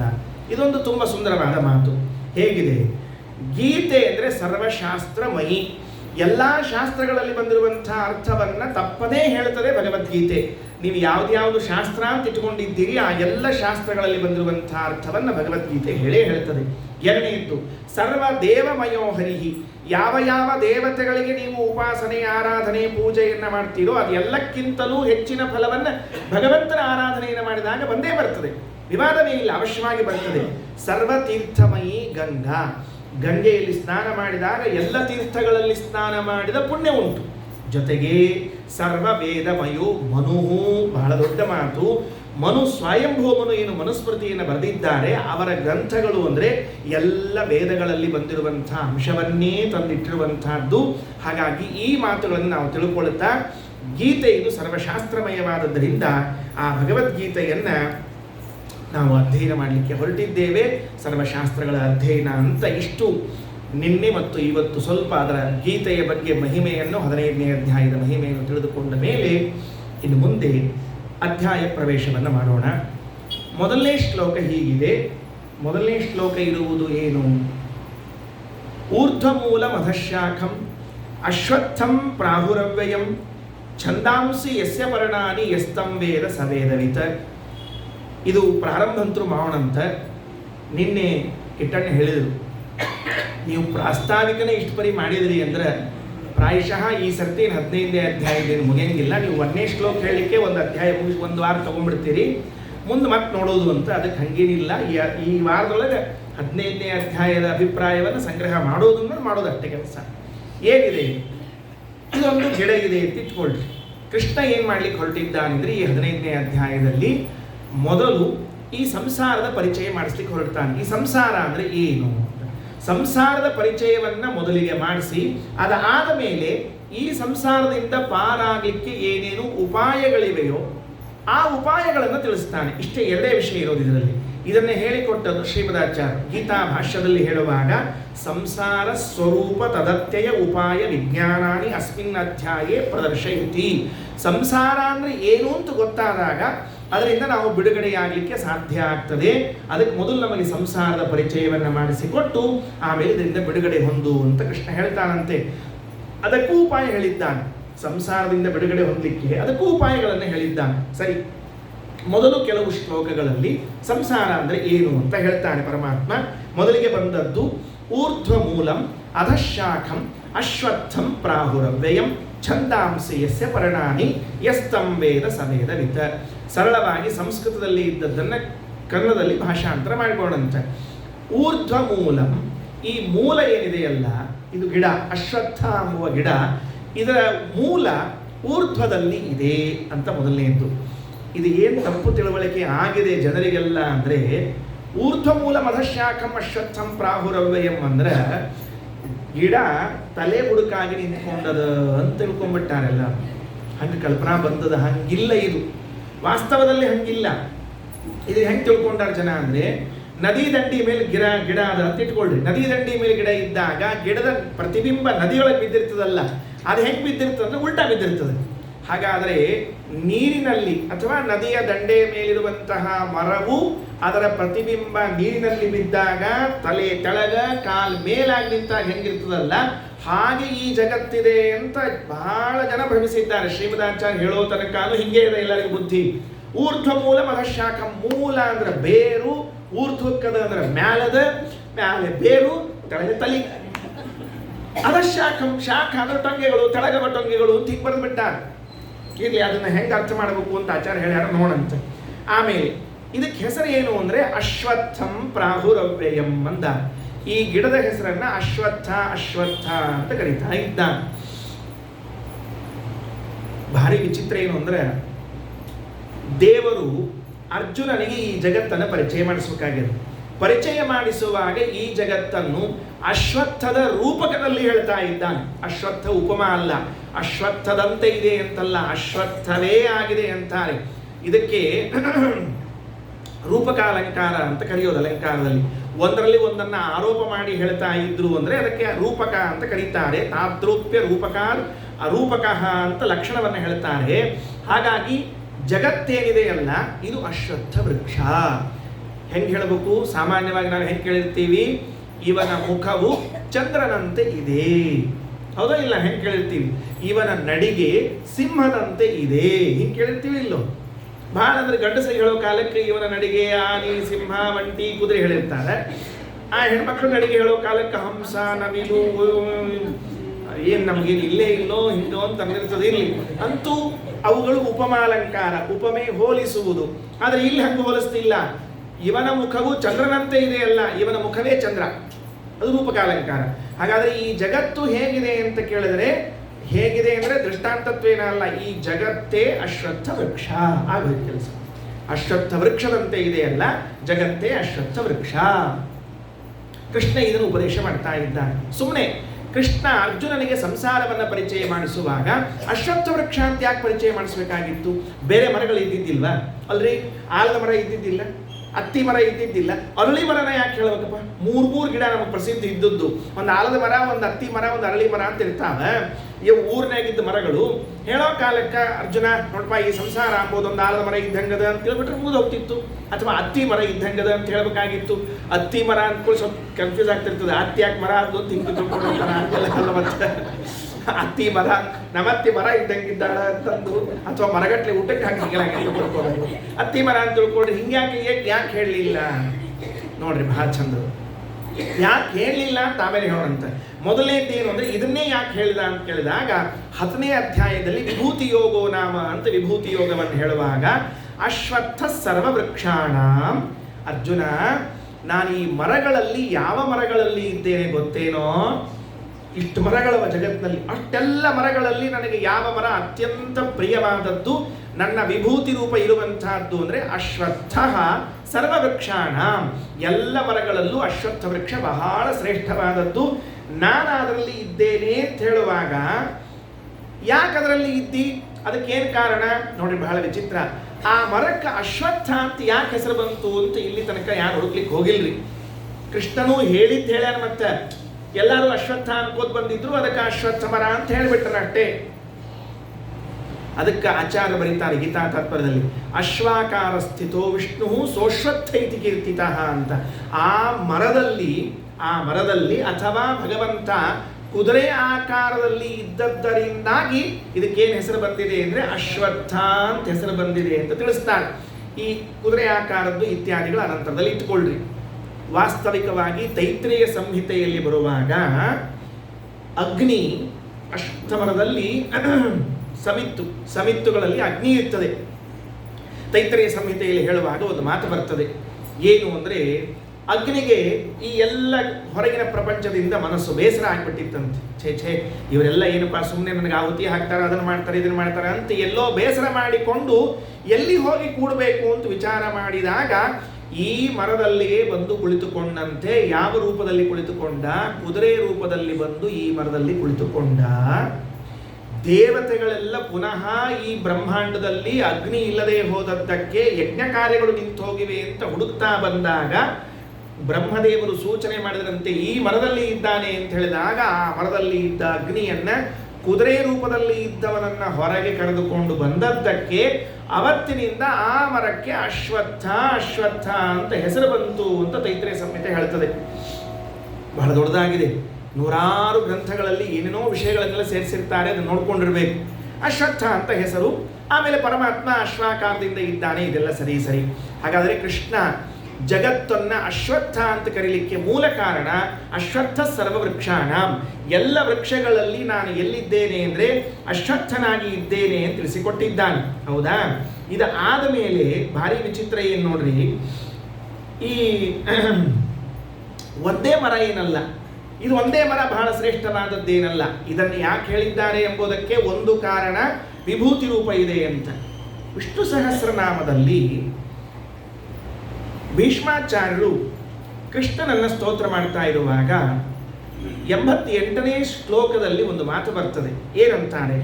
ಸುಲಭ ಸೂರತ ಸಿದ್ಧ ಶತ್ರುಜಿತ್ ಶತ್ರುತಾಪನಃ ನೆಗ್ರೋದೋ ದುಂಬರೋ ಅಶ್ವತ್ಥಶ್ಚಾಣೂರಾಂಧ್ರ ನಿಶೋಧನ. ಅಶ್ವತ್ಥ ಬಂತಲ್ಲೊಂದು, ದೇವರ ಹೆಸರೇ ಅಶ್ವತ್ಥ ಅಂತ, ಗಿಡದ ಹೆಸರು ಅಶ್ವತ್ಥ ಅಲ್ಲ, ದೇವರಿಗೇನೆ ಅಶ್ವತ್ಥ ಅಂತ ಹೆಸರು. ಆ ಅಶ್ವತ್ಥ ರೂಪದ ಪರಮಾತ್ಮ ಈ ಮರದಲ್ಲಿ ಇದ್ದದ್ದಕ್ಕೆ ಇದಕ್ಕೂ ಅಶ್ವತ್ಥ ಅಂತ 3 ಮರಗಳನ್ನು ಹೇಳಿದ್ದಾನೆ ವಿಷ್ಣು ಸಹಸ್ರನಾಮದಲ್ಲಿ. ಭೀಷ್ಮಾಚಾರ್ಯ ಹೇಳುವಾಗ ನೆಗ್ರೋಧ ಉದುಂಬರ ಅಶ್ವತ್ಥ, ಅದೇ ಹೇಳಿದ್ನಲ್ಲ, ಆಲದ ಮರ, ಅತ್ತಿ ಮರ, ಅರಳೆ ಮರ ಅಂತ 3 ಮರಗಳು. ದೇವರನ್ನ ನೆಗ್ರೋಧ ನೆಗ್ರೋಧ ಅಂತ ಆಲದ ಮರ ಅಂತ ಕರೀತಾರಂತ. ಯಾಕೆ ಕರೀತಾರೆ ದೇವರನ್ನ ಆಲದ ಮರ ಅಂತ ಹೇಳಿ? ಅದಕ್ಕೆ ಆಲದ ಮರದ ನೆರಳಿರ್ತದೆ ನೋಡ್ರಿ, ಬಹಳ ದೀರ್ಘ ಇರ್ತದೆ. ಅದು ತೆಂಗಿನ ಮರದ ಹಂಗಲ್ಲ. ತೆಂಗಿನ ಮರದ ನೆರಳೇ ಬೀಳಂಗಿಲ್ಲ. ಅಕ್ಷರಶಃ ತೆಂಗಿನ ಮರದ ನೆರಳು ಅಂದರೆ ತೆಂಗಿನ ಮರದ ನೆರಳು ಇರುವುದೇ ಇಲ್ಲ. ಯಾಕಂದ್ರೆ ಅದು ಬಹಳ ಎತ್ತರಕ್ಕೆ ಇರ್ತದೆ. ಅದರ ಗಿಡದ ಮೇಲಿಂದ ಬಿಸಿಲು ಬಿದ್ದು ತೆಳಗೆ ಬರೋ ತನಕ ಇದು ಎಲ್ಲ ವ್ಯತ್ಯಾಸ ಆಗಿಬಿಟ್ಟಿರ್ತದೆ. ಹೀಗಾಗಿ ಆಲದ ಮರದ ನೆರಳೇ ಬಹಳ ಹೆಚ್ಚು. ನಮ್ಮಲ್ಲೊಂದು ಲೋಕದಲ್ಲೊಂದು ಗಾದೆ ಮಾತಿದ್ರೆ ಏನು ಅಂದರೆ, ಆಲದ ಮರದ ಕೆಳಗೆ ಯಾವುದರ ಗಿಡ ಬೆಳೆದ್ರೆ ಅವು ಬೆಳೆಯಲಿಕ್ಕೆ ಸಾಧ್ಯನೇ ಇಲ್ಲ. ಆಲದ ಮರದ ಕೆಳಗೆ ಎಂದೂ ಗಿಡ ಬೆಳೆಯಂಗಿಲ್ಲ. ಕಾರಣ ಏನು ಅಂದರೆ ಬಿಸಿಲೇ ಬರೋದಿಲ್ಲ. ಅದರದ್ದು ಎಷ್ಟು ನೆರಳಿರ್ತದೆ ಅಂದರೆ ಕೆಳಗೆ ಇನ್ನೊಂದು ಗಿಡ ಹುಟ್ಟಲಿಕ್ಕೆ ಅವಕಾಶನೇ ಬರೋದಿಲ್ಲ. ಅದರಿಂದಾಗಿ ಅಲ್ಲಿ ಗಿಡ ತೆಗೆದು ಬೇರೆ ಕಡೆ ಹಚ್ಚಲೇಬೇಕು. ಹಾಗಾದರೆ ಪರಮಾತ್ಮ ನೆಗ್ರೋಧ ಆಲದ ಮರ ಯಾಕೆ ಅಂತ ಕೇಳಿದ್ರೆ, ಆಲದ ಮರ ಹೇಗೆ ವಿಸ್ತಾರವಾಗಿ ಹರಡಿ ಎಲ್ಲರಿಗೂ ನೆರಳು ಕೊಡ್ತದೋ, ಪರಮಾತ್ಮ ಹಾಗೆ ಜಗತ್ತಿನಲ್ಲಿದ್ದವರ ಎಲ್ಲರಿಗೂ ರಕ್ಷಣೆಯನ್ನ ನೆರಳನ್ನ ಕೊಡ್ತಾನಾದ್ರಿಂದ ದೇವರಿಗೆ ನೆಗ್ರೋಧ ಅಂತ ಕರೆದಿದ್ದಾರೆ. ಇನ್ನ ಉದುಂಬರಹ ಅಂತ ಹೆಸರಿದೆ, ಇನ್ನೊಂದು ಮರದ ಹೆಸರು. ಯಾಕೆ ದೇವರಿಗೆ ಉದುಂಬರಹ ಅಂತ ಕರೀತಾರೆ? ಅತ್ತಿ ಮರ ಅಂದ್ರೆ ಅತ್ತಿ ಮರದ ಹಣ್ಣು ಇರ್ತದಲ್ರಿ, ಅದ್ರೊಳಗ ಎಷ್ಟು ಕ್ರಿಮಿಗಳಿರ್ತಾವ ಅಂತಂದ್ರೆ ಛೇ ಛೇ ಛೇ ಛೇ ಛೇ ಭಾರಿ ವಿಚಿತ್ರ ರೀ. ಎಷ್ಟು ಹುಳಗಳು ಅಂದ್ರೆ ಅದನ್ನ ನೋಡ್ರಿ, ಭಾರಿ ವಿಚಿತ್ರ. ದೇವತೆಗಳು ಭಾಗವತದಲ್ಲಿ ಬರುವಾಗ ಒಂದು ಮಾತು ಹೇಳ್ತದೆ. ದೇವತೆಗಳೆಲ್ಲ ಭಗವಂತನ ಸ್ತೋತ್ರ ಮಾಡುವಾಗ, ಸ್ವಾಮಿ ನಾವೆಲ್ಲ ನಿನ್ನ ಹೊಟ್ಟಿಯೊಳಗೆ ಆಶ್ರಯ ತಗೊಂಡ್ಬಿಟ್ಟೀವಿ. ಹೆಂಗಿದ್ದೀವಿ ಅಂದ್ರೆ ಅತ್ತಿ ಮರದ ಹಣ್ಣಿನಲ್ಲಿ ಎಲ್ಲಾ ಹುಳಗಳು ಹೆಂಗೆ ಸೇರ್ಕೊಂಡಾವೋ ಹಂಗೆ ನಿನ್ನಲ್ಲಿ ಇದ್ದೀವಿ ಅಂತ ದೃಷ್ಟಾಂತ ಕೊಟ್ಟಾರ. ಏನು ಆಶ್ಚರ್ಯ ನೋಡ್ರಿ. ಎಂತಿಂತ ಭಾಗವತದ ದಶಮಸ್ಕಂದಲ್ಲಿ ಹೇಳುವಾಗ, ತ್ವಯ್ಯವ್ಯಯಾತ್ಮನ್ ಪುರುಷೇ ಪ್ರಕಲ್ಪಿತ ಲೋಕಾ ಸಪಾಲ ಬಹುಜೀವ ಸಂಕುಲಾಘ ಯಥಾ ಜಲೇ ಸಂಜಿಘತೆ ಜಲೌಕಸೋ ಉದುಂಬರೇ ವಾ ಮಶಕಾ ಮನೋಮಯೇ ಉದುಂಬರೇ ಮಶಕಾಹ. ಆ ಅತ್ತಿ ಮರದ ಹಣ್ಣಿನಲ್ಲಿ ಎಲ್ಲ ಹುಳಗಳು ಇದ್ದಂತೆ ಭಗವಂತ ನಾವು ನಿನ್ನ ಉದರದಲ್ಲಿ ಸೇರಿಕೊಂಡಿದ್ದೇವೆ ಅಂತ ತಿಳಿಸಿಕೊಟ್ಟಿದ್ದಾರೆ. 3 ದೃಷ್ಟಾಂತಗಳಲ್ಲಿ 3 ಮರಗಳಲ್ಲಿ, ಒಂದು ಆಲದ ಮರ ನೆರಳು ಕೊಟ್ಟಂತೆ, ಅತ್ತಿ ಮರದ ಹಣ್ಣುಗಳು ಹೊಟ್ಟೆಯಲ್ಲಿ ದೇವರಿಟ್ಟುಕೊಂಡಂತೆ, ಅಶ್ವತ್ಥ ಸರ್ವವೃಕ್ಷಾಣ ಅಂತ ತಿಳಿದುಕೊಂಡು ಭಗವಂತ ಹೇಳಿದ್ದಕ್ಕೆ ಈ ಅಶ್ವತ್ಥಕ್ಕೆ ಲಾಭ ಆಯಿತು ಅಂತ ಕೇಳಿದರೆ, ಮೊದಲನೆಯದ್ದು ಅಗ್ನಿ, ಎರಡನೆಯದ್ದು ಇನ್ಯಾವುದೇ ಗಿಡಗಳನ್ನು ಕೂಡ ನಾವು ಹೋಮದಲ್ಲಿ ಬಳಸುವುದಿಲ್ಲ. ಹೋಮ ಸಾಧನವಾದದ್ದು ಯಾವುದು ಅಂತಂದ್ರೆ ಕೇವಲ ಇದು ಯಾವುದು? ಅಶ್ವತ್ಥ ಮರ. ಅಂದ ಮೇಲೆ ಈ ಜಗತ್ತು ಇದು ಭಗವಂತನಿಗೆ ಪೂಜಾ ಸಾಧನವೆನಿಸಿದೆ ಅಂತ ತಿಳಿಸುವುದಕ್ಕಾಗಿ ಭಗವಂತ ಅಶ್ವತ್ಥ ಅಂತ ಹೇಳಿಟ್ಟಿದ್ದಾನೆ. ಇಲ್ಲೇ ಇದ್ರೆ ಅಶ್ವತ್ಥ ಅಂತ ಯಾಕೆ ಹೇಳಬೇಕು? ಜಾಲಿ ಮರ ಅಂತ ಹೇಳಿ ಬರ್ತಿತ್ತು, ಇಲ್ಲ ತೆಂಗಿನ ಮರ ಅಂತ ಹೇಳಿ ಬರ್ತಿತ್ತು, ಹಲಸಿನ ಮರ ಅಂತ ಹೇಳಿ ಬರ್ತಿತ್ತು. ಅದು ಯಾವುಗಳ ಕಾಷ್ಟಗಳನ್ನು ತೆಗೆದುಕೊಂಡು ಹೋಮವನ್ನ ಮಾಡುವುದಿಲ್ಲ. ಅಶ್ವತ್ಥ ಮರದ್ದು ಮಾತ್ರ ಮಾಡ್ತಾರಾದ್ರಿಂದ ಅವುಗಳನ್ನು ಹೋಮಕ್ಕೆ ಬಳಸುವಂತೆ ಈ ಜಗತ್ತು ಕೂಡ ಭಗವಂತನ ಪೂಜೆಗೆ ವಿನಿಯೋಗವಾಗ್ತದೆ ಅನ್ನೋ ಉದ್ದೇಶದಿಂದ ಅಶ್ವತ್ಥಂ ಅಂತ ಹೇಳಿದ್ದಾರೆ. ಶ್ರೀ ಭಗವಾನ್ ವಾಚ, ಕೃಷ್ಣ ಅಂತಾನೆ, ಊರ್ಧ್ವ ಮೂಲಂ ಅಧಶಾಖಂ ಅಶ್ವತ್ಥಂ ಪ್ರಾಹುರವ್ಯಯಂ. ಇದಕ್ಕೆ ಏನು ಹೆಸರಪ್ಪ ಮರಕ್ಕೆ? ಅಶ್ವತ್ಥ ಮರ ಅಂತ. ಒಂಚೂರು ಮುಂದೆ ಹೋಗಿ ಮತ್ತೆ ಹಿಂದೆ ಬರ್ತೀನಿ. ಇದೇನು ಮುಗುದಿಲ್ಲ, ಈಗ ಪ್ರಾರಂಭ ಆಗ್ಲಿಕ್ಕತ್ತದೆ ಇನ್ನು. ಯಾಕೆ ಕೃಷ್ಣ ಇದನ್ನೇ ಅಶ್ವತ್ಥ ಮರವನ್ನೇ ಹೇಳಬೇಕಾಯಿತು ಅಂತಂದ್ರೆ, ಅವನು ಗರ್ಭದಲ್ಲಿದ್ದಾಗ ಒಂದು ಇನ್ಸಿಡೆಂಟ್ ಆಯಿತು. ಯಾರ ಗರ್ಭದಲ್ಲಿದ್ದಾಗ? ಕೃಷ್ಣ ದೇವಕಿಯ ಗರ್ಭದಲ್ಲಿದ್ದಾಗ ಒಂದು ಘಟನೆ ನಡೀತು. ಅದು ಎಷ್ಟು, ಈಗ ಸುಮ್ಮನೆ ನಾವು ನಮ್ಮ ಭಾಷೆಯಲ್ಲಿ ಮಾತಾಡ್ತಿರ್ತೇವೆ, ಆದ್ದರಿಂದ ಹಂಗೆ ತಿಳ್ಕೊಳ್ರಿ, ದೇವರಿಗೆ ಅಂತ ಅರ್ಥ ಮಾಡಿಕೊಳ್ಬೇಡ್ರಿ. ತಾಯಿ ಗರ್ಭಿಣಿ ಇದ್ದಾಗ ಏನನ್ನ ನೋಡ್ತಾಳೆ, ಏನನ್ನ ಕೇಳ್ತಾಳೆ, ಏನನ್ನ ಮಾತಾಡ್ತಾಳೆ, ತಿಂತಾಳೆ, ಅವೆಲ್ಲ ಗರ್ಭಸ್ಥ ಶಿಶುವಿನ ಮೇಲೆ ಪರಿಣಾಮ ಬೀರ್ತದಂತೆ. ಇದು ಅವತ್ತಿಗೂ ಇವತ್ತಿಗೂ ಸತ್ಯ, ಏನೇನು ವ್ಯತ್ಯಾಸ ಇಲ್ಲ. ಇವತ್ತು ಗರ್ಭಿಣಿ ಸ್ತ್ರೀಯರು ಪಾಪ ಡ್ಯಾನ್ಸ್ ಮಾಡಿ, ಮತ್ತೊಂದು ಮಾಡಿ, ಬಹುದೊಂದು ಮಾಡಿ, ಅವರೆಲ್ಲ ಏನೇನು ಮಾಡಿರ್ತಾರೆ, ನಾಳೆ ಹುಟ್ಟಿ ಬರುವಂಥ ಮಗು ಬಂದ ಕೂಡಲೇ ಡ್ಯಾನ್ಸ್ ಮಾಡ್ಲಿಕ್ಕೆ ಶುರು ಮಾಡ್ತದೆ. ಯಾಕಂದ್ರೆ ಅಷ್ಟು ತೀವ್ರವಾಗಿ ಪರಿಣಾಮ ಬೀರಿರ್ತದೆ. ಸಂಸ್ಕಾರ ಭಾರಿ ಪ್ರಬಲ. ಹಾಗಾಗಿ ದೇವಕಿಯ ಗರ್ಭದಲ್ಲಿ ಕೃಷ್ಣನಿದ್ದಾಗ ಆದ ಒಂದು ಘಟನೆ ತಲೆಯಲ್ಲಿ ಹಂಗೆ ಅಚ್ಚಳಿಯದೆ ಉಳಿದದ್ದರಿಂದ ಅರ್ಜುನನ ಮುಂದೆ ಉಪದೇಶ ಮಾಡುವಾಗ ಅರ್ಜುನ ಈ ಜಗತ್ತು ಅಶ್ವತ್ಥ ವೃಕ್ಷ ಅಂತ ಉಪದೇಶ ಮಾಡಿಬಿಟ್ಟಾವ. ಅದು ಏನು ಉಳಿದದ ಅನ್ನೋದನ್ನ ಮುಂದಿನ ಸ್ಟೆಪ್ನಲ್ಲಿ ಹೇಳ್ತೀರಿ. ಮೊದಲು ಈಗ ಊರ್ಧ್ವ ಮೂಲ ಮಧಶಾಖಂ ಅಶ್ವತ್ಥಂ ಪ್ರಾಹು ಅವ್ಯಯಂ. ಈ ಜಗತ್ ಹೆಂಗದ ಅಂದ್ರೆ ಅವ್ಯಯ, ನಾಶವಿಲ್ಲದ್ದು. ಭಾರಿ ಆಶ್ಚರ್ಯ. ದೇವರಂತಾನೆ ಈ ಅಶ್ವತ್ಥ ವೃಕ್ಷಕ್ಕೆ ಎಂದೂ ನಾಶ ಇಲ್ಲ, ಈ ಜಗತ್ತಿಗೆ ಎಂದೂ ನಾಶವಿಲ್ಲ ಅಲ್ರಿ. ಮತ್ತು ಪ್ರಳಯ ಕಾಲದಲ್ಲಿ ಹೋಗ್ತದ ಅಂತ ನೀವೇ ಎಲ್ಲ ಪುರಾಣದಾಗ ಹೇಳ್ತಿರ್ತೀರಿ. ಅದು ಆ ಪುರಾಣ, ಇದು ಈ ಪುರಾಣ, ಹಂಗೆಲ್ಲ ಪುರಾಣಗಳನ್ನು ಸೇರಿಸ್ಲಿಕ್ಕೆ ಹೋಗ್ಬಾರ್ದು. ಒಂದೊಂದು ಪುರಾಣದಾಗ ಅಲ್ಲಲ್ಲಿ ಹೇಳಿದ್ದು ಅಲ್ಲಲ್ಲೇ ಕೇಳಿ ಅಲ್ಲಲ್ಲೇ ಬಿಟ್ಬಿಡ್ಬೇಕು. ಈ ಪುರಾಣ ಇಷ್ಟೆಲ್ಲ ನೀವು ಕೇಳಿರ್ತೀರಿ, ಮುಗಿದ ಮೇಲೆ ನೀವು ಇಲ್ಲಿ ಮಂತ್ರಾಕ್ಷ ತಗೊಳ್ಳೋ ಕಾಲಕ್ಕೆ ಇಲ್ಲೇ ಬಿಟ್ಟು ಹೋಗ್ತಿರ್ಲಿಲ್ಲ ಇದನ್ನೆಲ್ಲಾನು. ಹಂಗ ಯಾಕಂದ್ರೆ ಯಾರೋ ಕೇಳಿದ್ರಂತಲ್ರಿ ಆಚಾರ, ಇಷ್ಟೆಲ್ಲ ನಾವು ವಿದ್ಯಾ ಓದಿ ಬಿಡ್ತೀವಿ, ನಾಳೆ ಮೋಕ್ಷಕ್ಕೆ ಹೋಗೋ ಕಾಲಕ್ಕೆ ಹೊತ್ಕೊಂಡು ಹೋಗೋದು ಕಷ್ಟ ಆಗ್ತದಲ್ಲ ಅಂದ್ರೆ, ಅಪ್ಪಿ ಏನ್ ಚಿಂತೆ ಮಾಡಬೇಡ, ಮೋಕ್ಷಕ್ಕೆ ಹೋಗೋ ಕಾಲಕ್ಕೆ ಇವನ್ನೆಲ್ಲ ಇಲ್ಲೇ ಬಿಟ್ಟು ಹೋಗ್ಬೇಕಾಗ್ತದ ಅಂತ ಹೇಳಿದ್ರಂತ. ಅವ್ನು ಗಟ್ಟಿ ಇಟ್ಕೊಂಡ್ಬಿಟ್ಟ, ಏನು ನಾ ಮೋಕ್ಷಕ್ಕೆ ಹೋಗೋ ಕಾಲಕ್ಕೆ ಇಲ್ಲಿ ಓದಿದ್ದು ಯಾವುದು ಬರಂಗಿಲ್ಲ ಅಂತ ಅಂದ್ಮೇಲೆ ಆಚಾರ ಪಾಠ ಹೇಳಿದ್ದನು ಅಲ್ಲೇ ಬಿಟ್ಟು ಹೋಗ್ಬಿಟ್ರೆ ಆಯ್ತು. ಆಮೇಲೆ ಮತ್ತು ಅಲ್ಲಿ ಪುರಾಣದಾಗ ಜಗತ್ತು ನಾಶ ಆಗ್ತದ ಅಂತ ಹೇಳೋದು, ಇಲ್ಲಿ ಪುರಾಣದಾಗ ಜಗತ್ ನಾಶ ಆಗಿಲ್ಲ ಅಂತ ಹೇಳೋದು ಅಂದ್ರೆ ಹೆಂಗದು? ಅದಕ್ಕೆ ಜಗತ್ತನ್ನು ಪ್ರವಾಹತಃ ನಿತ್ಯ ಅಂತ ಒಂದು ಶಬ್ದ ಕರೀತಾರೆ. ಪ್ರವಾಹತಃ ನಿತ್ಯ, ಶಾಶ್ವತ ನಿತ್ಯ ಅಲ್ಲ. ಜೀವ, ಲಕ್ಷ್ಮೀದೇವಿ, ಪರಮಾತ್ಮ, ವೇದಗಳು, ಅವ್ಯಾಕೃತ ಆಕಾಶ, ಕಾಲವನ್ನು ಬಿಡ್ರಿ, ಇವೆಲ್ಲವೂ ಕೂಡ ಏನಾಗಿವೆ ಅಂದ್ರೆ ಶಾಶ್ವತ ನಿತ್ಯ. ಇವು ಎಂದೆಂದೂ ನಾಶ ಆಗುವುದಿಲ್ಲ. ಜಗತ್ ಹೇಗಿದೆ ಅಂದ್ರೆ ಪ್ರವಾಹತಃ ನಿತ್ಯ, ಬರ್ಕೋತ್ ಇರ್ತದೆ, ಮುಗೀತು ಅಂತ ಆಗಂಗಿಲ್ಲ ಒಟ್ಟಿನಲ್ಲಿ. ಆ ಅಭಿಪ್ರಾಯದಲ್ಲಿ ಇದಕ್ಕೆ ಅವ್ಯಯ ಅಂತನ್ನೋ ಶಬ್ದವನ್ನ ಕರಿಬೇಕು ಅಂತ ಶ್ರೀಮದಾಚಾರ್ಯ ಭಾಷೆಯಲ್ಲಿ ತಿಳಿಸ್ತಾರೆ. ಯಾಕೆ ಈ ಜಗತ್ತು ಅವ್ಯಯ ಅಂತಂದ ಕೃಷ್ಣ ಅಂದ್ರೆ, ಗಂಗಾ ನದಿಯಲ್ಲಿ ಏನಿರ್ತದಲ್ಲ ಅದು ಪ್ರವಾಹತಃ ನಿತ್ಯ. ಮಳೆಗಾಲದಾಗೂ ಬರ್ತಿರ್ತದೆ, ಚಳಿಗಾಲದಾಗೂ ಬರ್ತಿರ್ತದೆ, ಬೇಸಿಗೆಗಾಲದಾಗೂ ಬರ್ತಿರ್ತದೆ.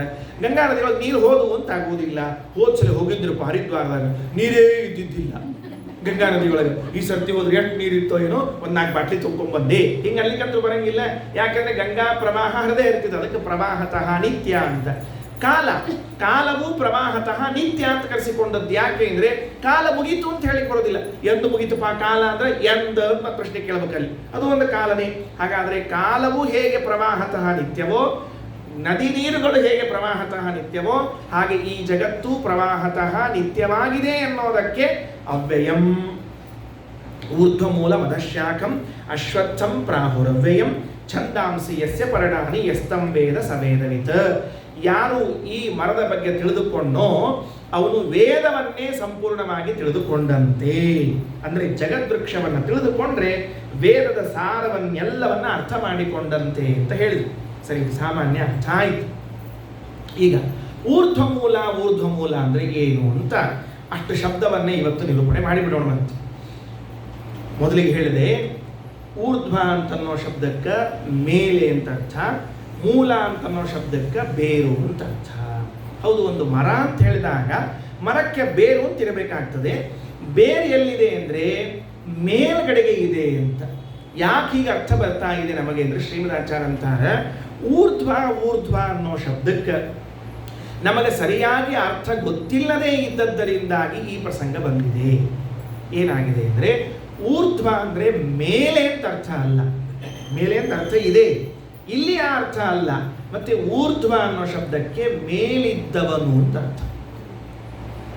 ಮೇಲಲ್ಲ, ಮೇಲಿದ್ದವನು, ಮೇಲಿನವನು, ಸರಳವಾಗಿ ಅರ್ಥ ಮಾಡಿಕೊಳ್ಳಿಕ್ಕೆ. ಅಧಶಾಖಂ ಅಂತಂದ್ರೆ ಕೆಳಗೆ ಶಾಖೆ ಇದೆ ಅಂತಲ್ಲ, ಕೆಳಗಿನವರು ಶಾಖೆ ಅಂತ ಅರ್ಥ. ಮೇಲೇರಿದ್ದಾರೆ ಅವರು ಈ ಜಗತ್ತಿನ ವೃಕ್ಷಕ್ಕೆ ಬೇರಾಗಿದ್ದಾರೆ, ಕೆಳಗಿನವರು ಯಾರಿದ್ದಾರೆ ಅವರು ಈ ಜಗತ್ತಿನ ಶಾಖೆಗಳಾಗಿದ್ದಾರೆ ಅಂತ ಅರ್ಥ ಮಾಡಿಕೊಳ್ಬೇಕು. ಹಾಗಾದರೆ ಊರ್ಧ್ವ ಮತ್ತು ಅಧಃ ಎಂಬ ಶಬ್ದಗಳು ಮೇಲೆ ಕೆಳಗೆ ಎನ್ನುವ ಅರ್ಥವನ್ನ ಹೇಳದೆ ಮೇಲಿನವರು ಕೆಳಗಿನವರು ಎಂಬ ಅರ್ಥವನ್ನ ಹೇಳ್ತಾ ಇದೆ. ಇಷ್ಟು ತಿಳ್ಕೊಳ್ಬೇಕಾಯ್ತು. ಈಗ ಉಲ್ಟಾ ಇಲ್ಲದು, ಬರೋಬ್ಬರದ ಗಿಡ ಎಲ್ಲಿರ್ಬೇಕು ಅಲ್ಲೇ ಅದ. ಗಿಡ ಯಾಕೆ ಉಲ್ಟಾ ಆಗಬೇಕು? ಊರ್ಧ್ವ ಅಂದ್ರೆ ಈ ಜಗತ್ತಿಗೆ ಮೇಲೆ ಇದ್ದವನಿದ್ದಾನಲ್ಲ, ಜಗತ್ತಿನ ಮೇಲಿದ್ದವನಿದ್ದಾನಲ್ಲ, ಅವನೇ ಈ ಜಗತ್ತಿಗೆ ಬೇರು. ಅಂದ್ರೆ ಊರ್ಧ್ವ ಶಬ್ದದಿಂದ ನಾರಾಯಣ ಪರಮಾತ್ಮ, ಆ ಎಲ್ಲರಿಗಿಂತ ಮೇಲಿರುವಂತಹ ನಾರಾಯಣನೇ ಈ ಜಗತ್ತೆಂಬ ಅಶ್ವತ್ಥ ವೃಕ್ಷಕ್ಕೆ ಮೂಲನಾಗಿದ್ದಾನೆ, ಆಧಾರನಾಗಿದ್ದಾನೆ, ಅಷ್ಟೇ ಹೊರತಾಗಿ ಬೇರೆ ಅಲ್ಲ, ಅರ್ಥ ಅಲ್ಲ. ಯಾಕೆ ಹಿಂಗೆ ಉಲ್ಟಾ ತಿಳ್ಕೋಬೇಕು? ಶ್ರೀಮದಾಚಾರ್ಯರು ಇದನ್ನು ಉಲ್ಟಾ ವೃಕ್ಷ ಅಂತ ತಿಳಿಲೇಬೇಡ್ರಿ ಸ್ಪಷ್ಟ ಹೇಳಿದ್ದಾರೆ. ಯಾಕೆಂದ್ರೆ ಕೃಷ್ಣ ಅರ್ಜುನನಿಗೆ ಉಪದೇಶ ಮಾಡುವ ಕಾಲದಲ್ಲಿ ಮೊದಲೇ ಅವನಿಗೆ ಉಲ್ಟಾ ಸುಲ್ಟಾ ಆಗಿದೆ. ಅರ್ಜುನನಿಗೆ ಯುದ್ಧ ಮಾಡಲು ಬೇಡವೋ ಅಂತ ಅವನಿಗೆ ಸಮಸ್ಯೆ ಆಗಿದೆ. ಹೀಗಿರುವಾಗ ಈ ವೃಕ್ಷವನ್ನ ತಲೆ ಕೆಳಗಾಗಿದೆ ಅಂತ ಹೇಳಿಬಿಟ್ರೆ ಏನು ಪ್ರಯೋಜನ ಆಗೋದಿಲ್ಲ. ಅಂದ ಮೇಲೆ ಊರ್ಧ್ವ ಮೂಲಂ ಅಧಶಾಖಂ ಅಶ್ವತ್ಥಂ ಪ್ರಾಹುರವ್ಯಯಂ ಅನ್ನುವಂತಹ ಮಾತಿನಲ್ಲಿ ಇದ್ದಾಗ ಊರ್ಧ್ವ ಶಬ್ದಕ್ಕೆ ಪರಮಾತ್ಮ ಮೇಲಿದ್ದವನು, ಎಲ್ಲರಿಗಿಂತ ಮೇಲಿದ್ದಾನಲ್ಲ ಆ ಪರಮಾತ್ಮನೇ ಈ ಜಗತ್ತಿನ ಮೂಲ. ನಮ್ಮಲ್ಲಿ ಕೇಳ್ತಿರ್ತಾರಲ್ಲ, ಒಂದು ತಾಸು ಜಗಳ ಆಡಿದ ಮೇಲೆ ಈ ಜಗಳದ ಮೂಲ ಯಾವುದು ಕೇಳ್ತಿರ್ತಾರೆ. ಒಂದು ತಾಸು ಜಗಳ ಆಗೋ ತನಕ ನೋಡ್ಕೊಂಡು ಕೂತಿರ್ತಾರೆ, ಮತ್ತೆ ಮಧ್ಯಕ್ಕೆ ಬಿಡಿಸ್ಲಿಕ್ಕೆ ಹೋಗೋದಿಲ್ರಿ. ಅವ್ರು ಬಹಳ ಬುದ್ಧಿವಂತರು. ಯಾಕಂದ್ರೆ ಅವರಿಗೆ ಏನೇನು ಭಾವನೆಗಳು ಇರಬೇಕಾಗಿದಲ್ಲ ಅದೆಲ್ಲ ಈ ಜಗಳದೊಳಗೆ ವ್ಯಕ್ತ ಆಗಿಬಿಟ್ಟಿರ್ತದೆ. ಹೊಡಿ ಹೊಡಿ ನೀವಂತ ಹೇಳಿ ಏನಾಗಿರ್ತದೆ, ಯಾರು ಹೊಡಿತಿರ್ತಾರ ಅವಾಗ ಇವ್ರು ಆಗಿಬಿಟ್ಟಿರ್ತಾರೆ, ಹೊಡ್ಸ್ಕೊಳ್ಳೋರು ಇನ್ಯಾರು ಆಗಿರ್ತಾರೆ. ಅದಕ್ಕೆ ಒಂದು ತಾಸು ಜಗಳ ಆದ್ಮೇಲೆ ಕೇಳಿದ್ರಂತೆ ಈ ಜಗಳಕ್ಕೆ ಮೂಲ ಯಾವುದು ಅಂತ. ಹಂಗೆ ಈ ಜಗತ್ತಿನ ಮೂಲ ಯಾವುದು ಅಂದ್ರೆ ಪರಮಾತ್ಮನೇ ಈ ಜಗತ್ತಿನ ಮೂಲ. ಹೌದು, ಪರಮಾತ್ಮ ಈ ಜಗತ್ತಿನ ಮೂಲ ಅಂತಿದ್ದೀರಲ್ಲ, ನಮ್ದೊಂದು ಪ್ರಶ್ನೆ ಇದೆ.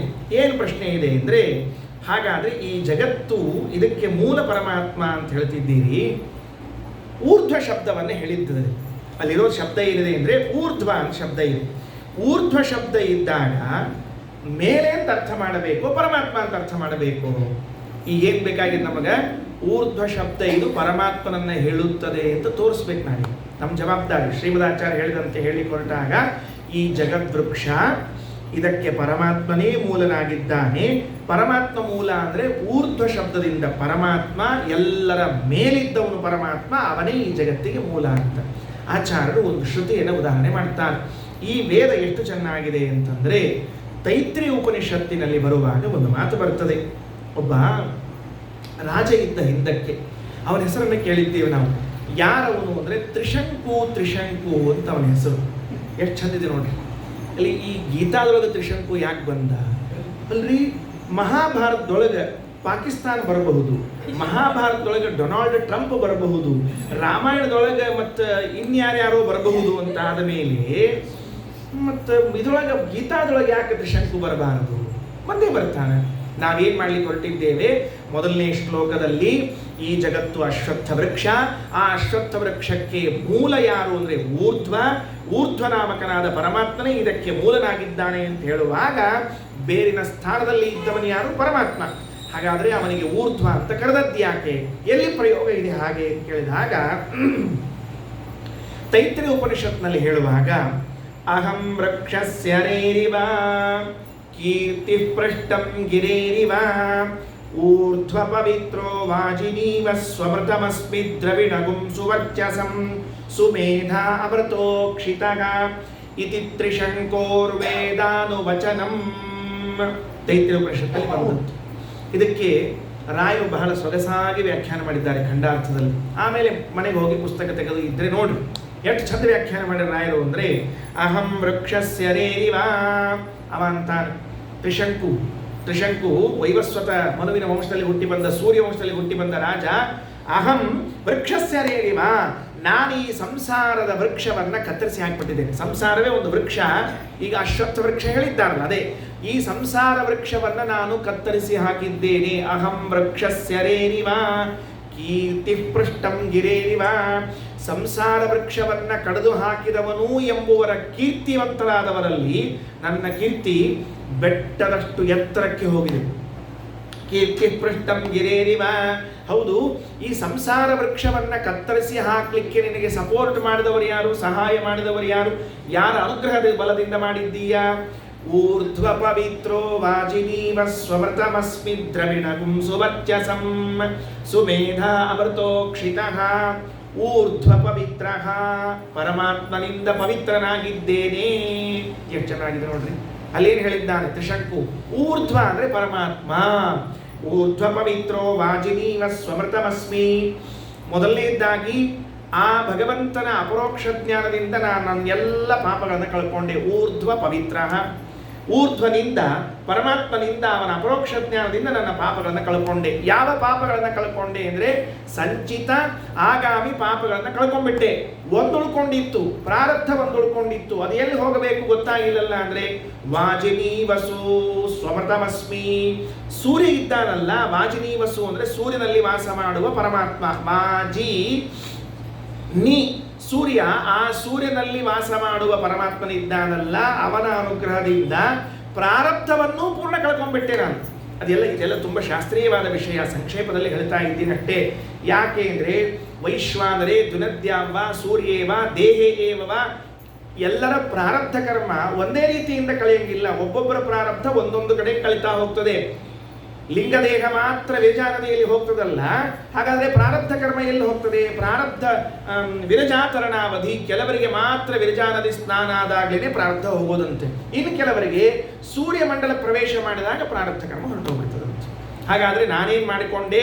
ನನ್ನ ಪ್ರಾರಬ್ಧವನ್ನ ಸೂರ್ಯಮಂಡಲ ಅಂತರ್ಗತನಾದ ಪರಮಾತ್ಮನಿಂದಲೇನೆ ಕಳೆದುಕೊಂಡೆ.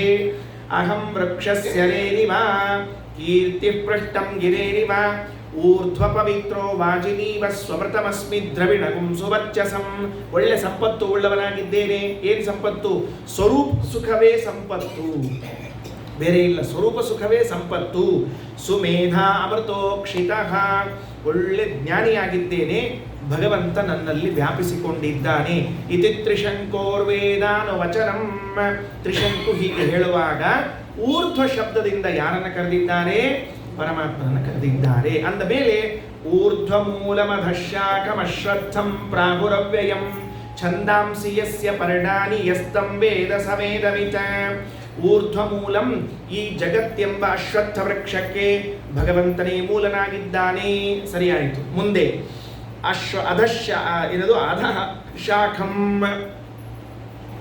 ಶಾಖೆಗಳೆಲ್ಲ ಎಲ್ಲಿವೆ ಅಂತ ಕೇಳಿದ್ರೆ ಕೆಳಗಡೆಗೆ ಇವೆ ಅಂತೆ. ಕೆಳಗಡೆಗೆ ಅಂದರೆ ಕೆಳಗೆ ಅಲ್ಲ, ಕೆಳಗಿನವರು ಶಾಖೆಗಳಾಗಿದ್ದಾರೆ. ಆಗಲೇ ಹೇಳಿದೆ, ಅಧಃ ಎನ್ನುವ ಶಬ್ದಕ್ಕೆ ಏನರ್ಥ ಮಾಡಬಾರದು? ಕೆಳಗೆ ಅರ್ಥ ಮಾಡಬಾರದು, ಕೆಳಗಿನವರು ಅಂತ ಅರ್ಥ ಮಾಡಬೇಕು. ಕೆಳಗಿನವರೆಲ್ಲರೂ ಇದಕ್ಕೆ ಶಾಖೆಗಳಾಗಿದ್ದಾರೆ. ಸ್ವಲ್ಪ ವಿವರಣೆಯನ್ನು ಕೊಡ್ತಾರೆ ಶ್ರೀಮದಾಚಾರ್ಯ ಭಾಷ್ಯದಲ್ಲಿ. ಒಂದು ಮರ ಅಂತ ತಿಳ್ಕೊಳ್ಳಿ. ಒಂದು ಮರಕ್ಕೆ ಮೊದಲನೇದಾಗಿ ಒಂದು ಭೂಮಿ ಆಶ್ರಯ ಬೇಕು, ಅದು ಮರ ಇರಲಿಕ್ಕೆ. ಅದಾದ ಮೇಲೆ ಆ ಮರಕ್ಕೆ ಬೇರುಗಳಿರ್ತದಂತೆ. ಬೇರುಗಳು ಹೆಂಗಿರ್ತದೆ ಅಂದರೆ ಪ್ರಧಾನ ಬೇರುಗಳು ಹಾಗೂ ಅಪ್ರಧಾನವಾದ ಬೇರುಗಳು ಮತ್ತು ಆಶ್ರಯ, ಇವು ಮೂರಿದ್ದಂತೆ ಈ ಜಗತ್ತೆಂಬ ಅಶ್ವತ್ಥ ವೃಕ್ಷಕ್ಕೆ ಭಗವಂತ ಇದ್ದಾನಲ್ಲ, ಅವ ಆಶ್ರಯ, ಮೂಲ. ಆಶ್ರಯ ಅಂದರೆ ಭೂಮಿಯಂತೆ ಆಶ್ರಯ ಕೊಟ್ಟವನು. ಅದಾದ ಮೇಲೆ ಅದಕ್ಕೆ ಮೂಲ ಬೇರುಗಳಿವೆ ಅಂತೆ. ಯಾವ ಮೂರು ಬೇರುಗಳಿದ್ದದ್ದು ಅಂತ ಕೇಳಿದ್ರೆ ಸತ್ವಗುಣ, ರಜೋಗುಣ, ತಮೋಗುಣಗಳೇನಿವೆ ಈ ಪ್ರಕೃತಿ, ಅದೇ ಇದಕ್ಕೆ ಬೇರಾಗಿರುವಂತಹದ್ದು. ಇನ್ನುಳಿದದ್ದೆಲ್ಲ ಉಪಬೇರುಗಳು ಆಗಿರುವಂತಹದ್ದಾಗಿದೆ ಅಂತ ಹೀಗೆ ತಿಳಿಸಿದ್ದಾರೆ. ಒಂದು ಪರಮಾತ್ಮ, ಎರಡನೇದ್ದು ಚಿತ್ ಪ್ರಕೃತಿಯಾದ ಮಹಾಲಕ್ಷ್ಮಿ, ಮೂರನೇದ್ದು ಜಡ ಪ್ರಕೃತಿ. ಈ ಮೂವರೂ ಕೂಡ ಈ ಜಗತ್ತೆಂಬುವಂತಹ ವೃಕ್ಷಕ್ಕೆ ಏನಾಗಿದ್ದಾರೆ? ಬೇರು, ಆಶ್ರಯ ಆಗಿದ್ದಾರೆ. ಊರ್ಧ್ವ ಮೂಲಂ ಅಧಶಾಖಂ. ಯಾಕೆ ಹಂಗೆ ಹೇಳಿದ್ರು ಅಂದರೆ ಎಲ್ಲರ ದೇವತಾ ವರ್ಗ, ಎಲ್ಲರ ವರ್ಗದಲ್ಲಿ ಉತ್ತಮನಾದವನು ಯಾರು? ಪರಮಾತ್ಮ, ಅವನು ಊರ್ಧ್ವ. ಮಹಾಲಕ್ಷ್ಮಿ ಅವಳು ಉತ್ತಮಳು. ಜಡ ಪ್ರಕೃತಿ ಅದು ಉತ್ತಮ. ಹೀಗಾಗಿ ಪರಮಾತ್ಮ, ಲಕ್ಷ್ಮೀದೇವಿ, ಜಡ ಪ್ರಕೃತಿ ಮೂರೂ ಊರ್ಧ್ವವಾದದ್ದರಿಂದ ಆ ಊರ್ಧ್ವವೇ ಇದಕ್ಕೆ ಮೂಲವಾದ್ದರಿಂದ ಊರ್ಧ್ವ ಮೂಲ ಅಂತ ಕರೆದಿದ್ದಾರೆ. ಅಧಶಾಖಂ ಅಂತ ಹೇಳಿದಾಗ ಕೆಳಗಿನವರು ಯಾರು ಅಂತ ಕೇಳಿದ್ರೆ ಪಂಚಭೂತಗಳು. ಅದಾದ ಮೇಲೆ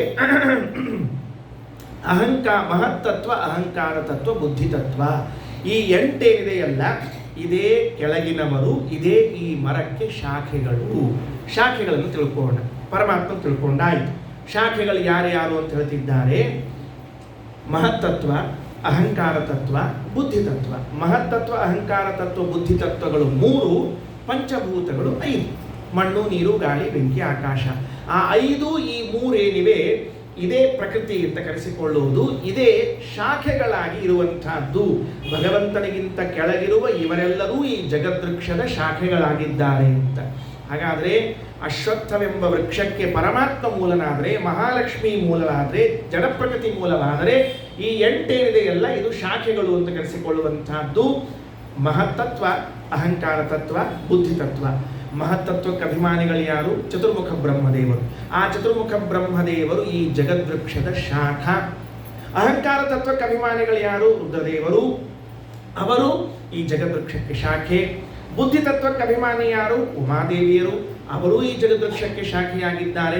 ಪಂಚಭೂತಗಳಲ್ಲಿ ಆಕಾಶಕ್ಕೆ ಅಭಿಮಾನಿಯಾದ ಗಣಪತಿ, ಅವನು ಇದಕ್ಕೆ ಅಭಿಮಾನಿಯಾಗಿದ್ದಾರೆ, ಈ ಜಗತ್ತಿಗೆ ಶಾಖೆಗಳಾಗಿದ್ದಾರೆ. ಮಣ್ಣಿಗೆ ಧರಾದೇವಿ, ನೀರಿಗೆ ವರುಣ, ಆಮೇಲೆ ಮಣ್ಣು, ನೀರು, ಗಾಳಿ. ಗಾಳಿಗೆ ಮರೀಚಿ ಅಂತ ಒಬ್ಬ ವಾಯು, ಮರೀಚಿನ ಮರುತಾಮಸ್ಮಿ ಅಂತ ವಾಯುದೇವರ ಮಕ್ಕಳಾಗಿದ್ದಂತಹ ಮರೀಚಿ ಎನ್ನುವಂಥವನೇನಿದ್ದಾನೆ ಅವನು ಈ ವಾಯುಗೆ ಅಭಿಮಾನಿಯಾಗಿದ್ದಾನೆ. ಅದಾದ ಮೇಲೆ ಅಗ್ನಿಗೆ ಅಗ್ನಿ, ಆಕಾಶಕ್ಕೆ ಗಣಪತಿ. ಇವರು 8 ಜನ ಇದ್ದಾರಲ್ಲ, ಇವರನ್ನ ಶಾಖೆಗಳು ಅಂತ ಕರೀತಾ ಇದ್ದಾರೆ.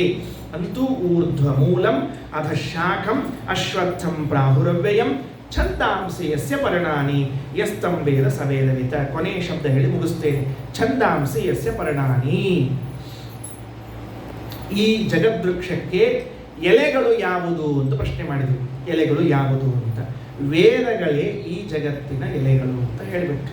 ವೇದಗಳಿವೆಯಲ್ಲ, ಛಂದಾಂಸಿ ವೇದಗಳು, ಆ ವೇದಗಳೇ ಈ ಜಗದ್ವೃಕ್ಷದ ಎಲೆಗಳು ಅಂತ ತಿಳಿದುಕೊಂಡು ಬಿಡ್ರಿ ಅಂತ. ಯಾಕೆ ಹಿಂಗೆ ಹೇಳಿದ್ರು? ವೇದಗಳನ್ನು ಯಾಕೆ ಎಲೆಗಳನ್ನಾಗಿ ಮಾಡಿದ್ರು ಹೇಳಿ ನೋಡಂತೆ. ಕೊನೆಯ ಅಂಶ ಯಾರಿಗೆ ತಕ್ಷಣ ನೆನಪಾಗ್ತದೆ ಅವ್ರು ಹೇಳ್ರಿ, ನೆನಪಾಗದೆ ಇದ್ದವ್ರು ನನ್ನ ಕೇಳಿದ ಮೇಲೆ ನೆನಪು ಮಾಡ್ಕೊಂಡು ಹೇಳ್ರಿ ಏನಂತ ತಿಳ್ಕೊಂಡು.